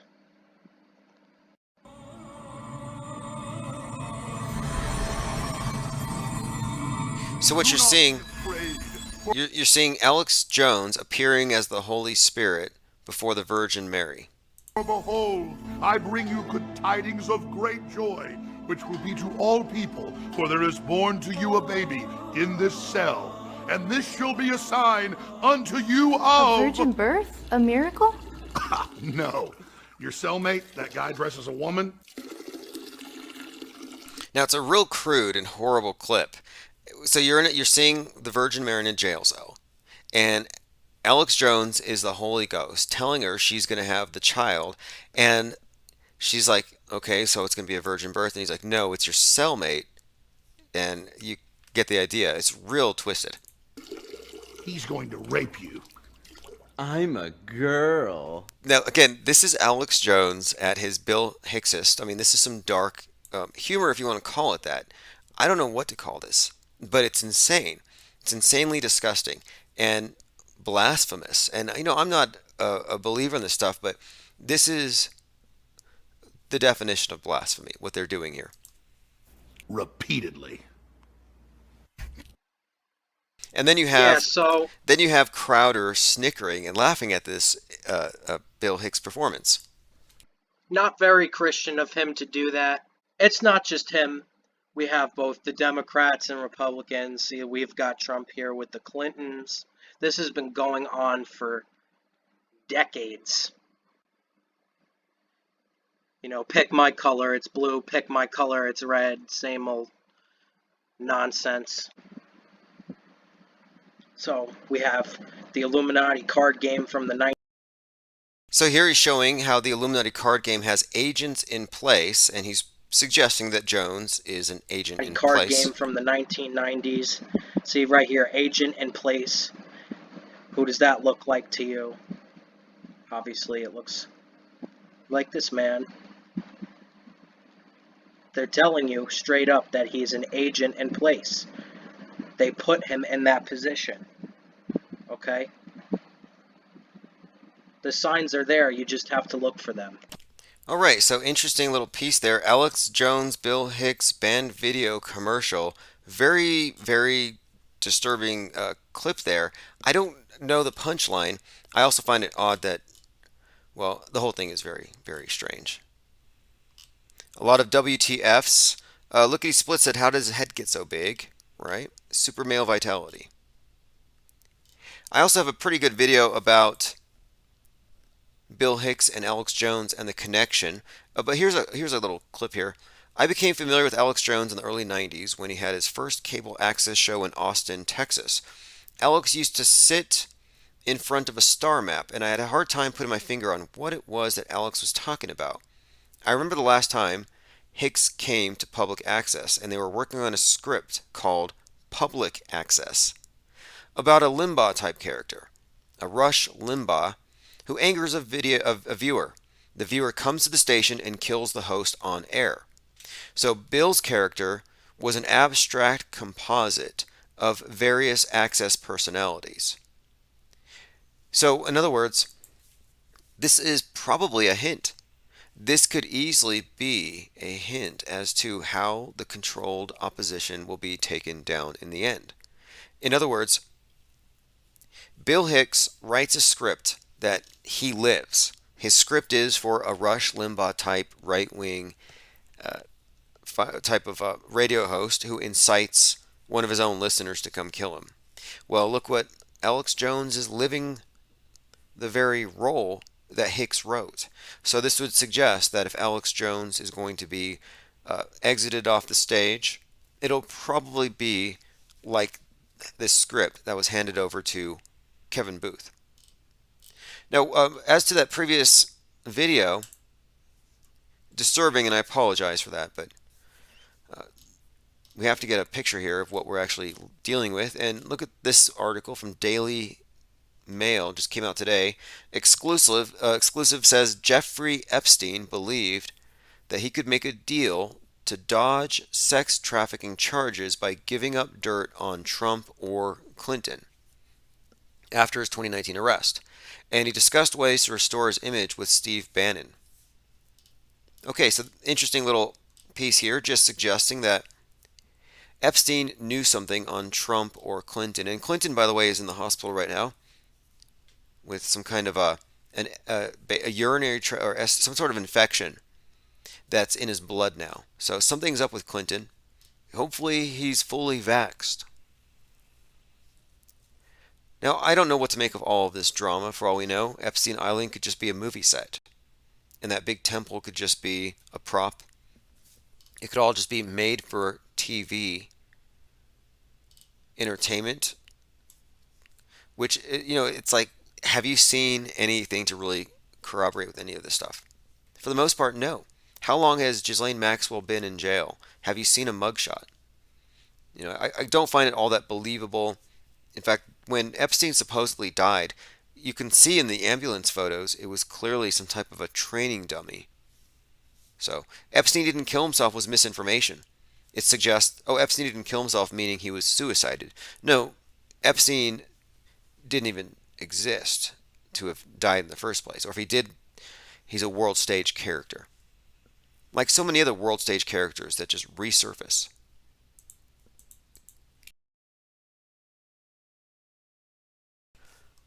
All right, going through a few other connections here. Now, if you're, again, Bill Clinton hospitalized with sepsis.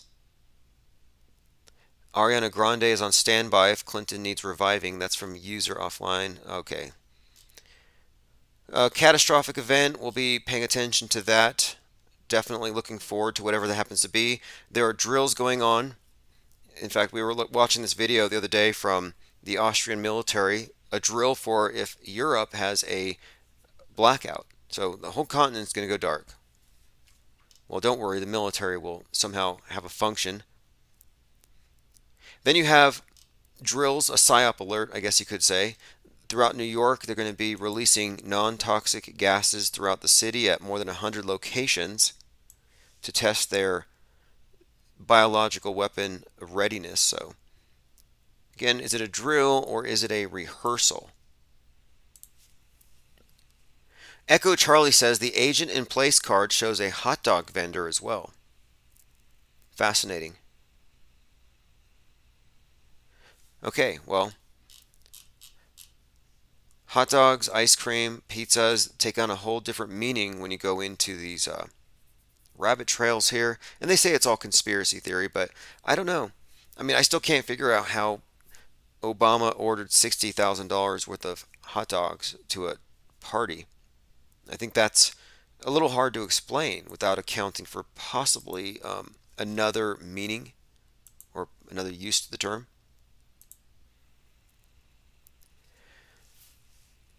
Bill Dances with Penguin says Bill Clinton's real surname is Blythe, and he's a stage actor.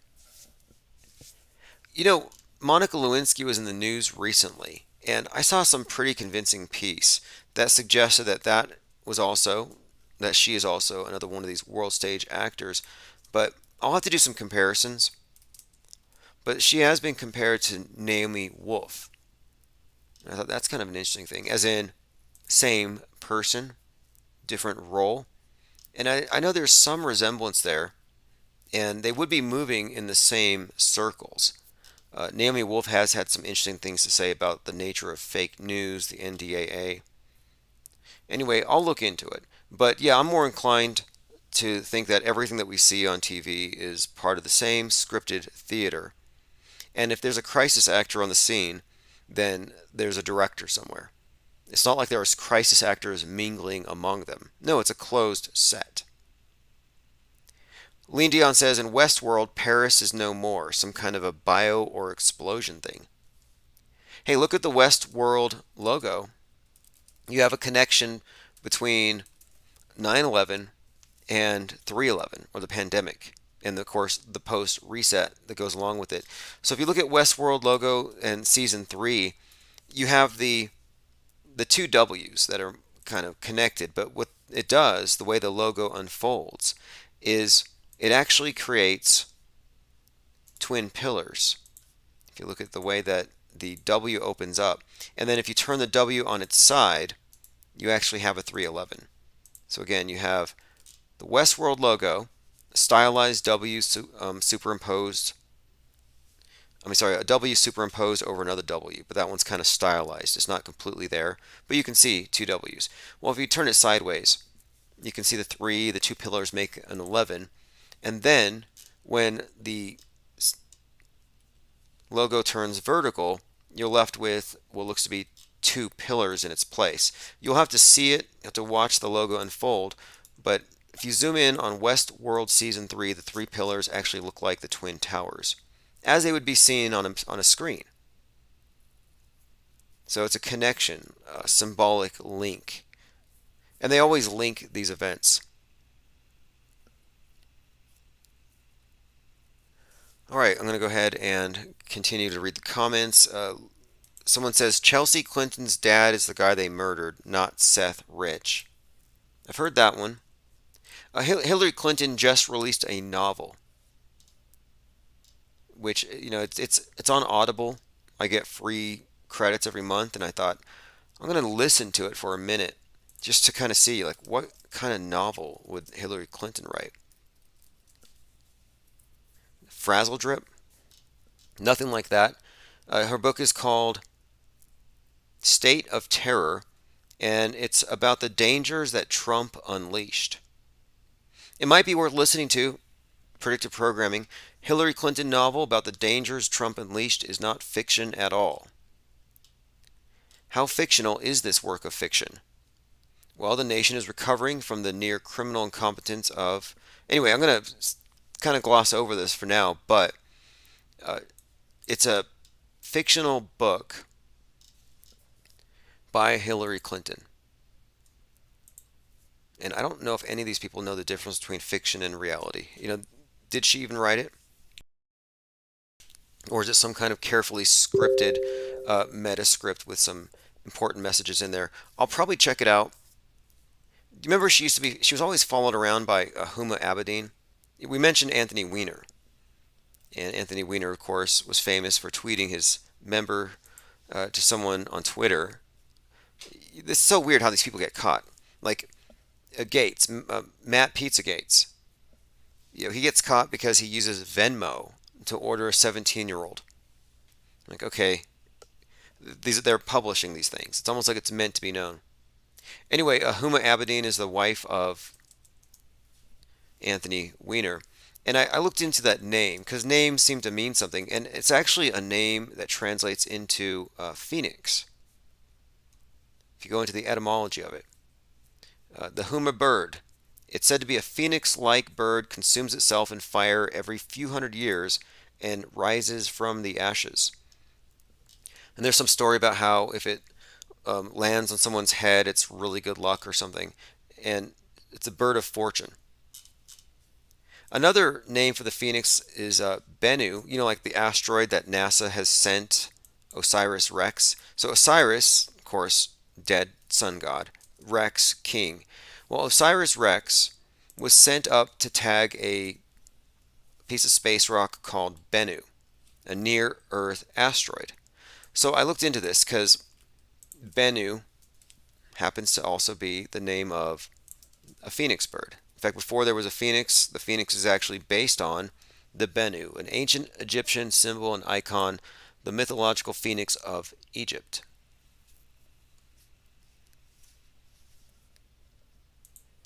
Again, when you're looking at these world stage characters, their names always seem to tell another story or suggest that they're part of something else and that they're not just what they seem. It's like Shakespeare. And we talk about how this is literally the world stage. Even Joe Rogan has noticed and called it out as a stage. Where you have the very first person to get vaxxed is actually named William Shakespeare. All right, this is Red to Green by Mike Keever. If you want to send any tracks for the 24/7 stream, just go to infiniteplainsociety.com or email me or find me on any of the social media. Again, everyone, thanks for joining. Thanks to the callers, and leave messages, 833-311-1984. We're going to be following things very closely. William Shatner, a.k.a. Mike Myers, suggesting that there's going to be some kind of major catastrophe. So, my thoughts on it. It's going to come from above, so helmet on. Put on your helmet before you go to bed.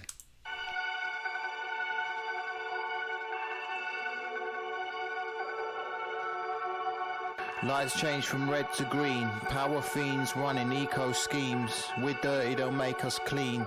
Accelerating to a dark dream. Earth chilling in the 70s now. Cow farts got it steaming. Tax your breathing, tax your breeding. Beasts keep feeding. Another cult man believing. Bow to Gaia, dirty polluters cast out like pariahs. Evil ways cause wildfires. Technocrats and bankers, helm of the tankers, self-serving wankers saying you own nothing and you'll thank us. Lies on the rise, not the sea or the tide. Keep the profane guilty, the followers blind. Less plastic straws and bags, but a tight control grid future looking mighty sad. Chipped and tagged, Mother Earth lost her rag. Guilt, fear, shame, what they're selling. These commies should be felons. Like Fagin, thieving, end times religion deniers, heathens. Climate always change like the seasons. Carbon trading, pensions fading, looting, raiding, killing, not saving. Green swindle, people on their knees, stacking cheese while felling trees. Tower of Babel built by the block, more riches for black stone and black rock. Burgers and planes causing floods and hurricanes. Leave the heating on your sinning, keep the polar bears swimming. Herd needs thinning, doomsayers winning. Teenage girl to do your bidding. There nowhere it's diluvian, methods Malthusian. Noose won't loosen, ain't about pollution. Fucked in a house of prostitution. False rebellion, part of the machine as lights turn from red to green. Convinced we're all on the same team as lights turn from red to green. Don't live off the fat of the land, the future's lean as lights turn from red to green. Stage set for a bleak scene as lights turn from red to green. False rebellion, part of the machine as lights turn from red to green. Convinced we're all on the same team as lights turn from red to green. Don't live off the fat of the land, the future's lean as lights turn from red to green. Stage set for a bleak scene as lights turn from red to green. Useless eaters sapping energy like leeches. Blind trust in science never ceases. Plan is ironed on, no creases. Powerful images deceive us. Attenborough, climate, Jesus. Elitist eugenesis. Aphids got more value than the kids. False rebellion, part of the machine as lights turn from red to green. Convinced we're all on the same team as lights turn from red to green. Don't live off the fat of the land, the future's lean as lights turn from red to green. Stage set for a bleak scene as lights turn from red to green. Holier than now, but it's cronyism, scientism causing schisms. Reality viewed through a distorted prism. Stuck in traffic by design, train shit never on time, keep you static inside. Khan's a cunt, there's no denying. Slap a price tag on nature, select skew the data. Engineer the weather, agenda in a virus, birds of a feather. Energy in the air, ether all around, not just dinosaur juice from the ground. Greenhouse gases from celebs, patronising the plebs. Listen to them preach, bashing my own head. No future of cancer, cut us out like a tumour. Not producers, just consumers.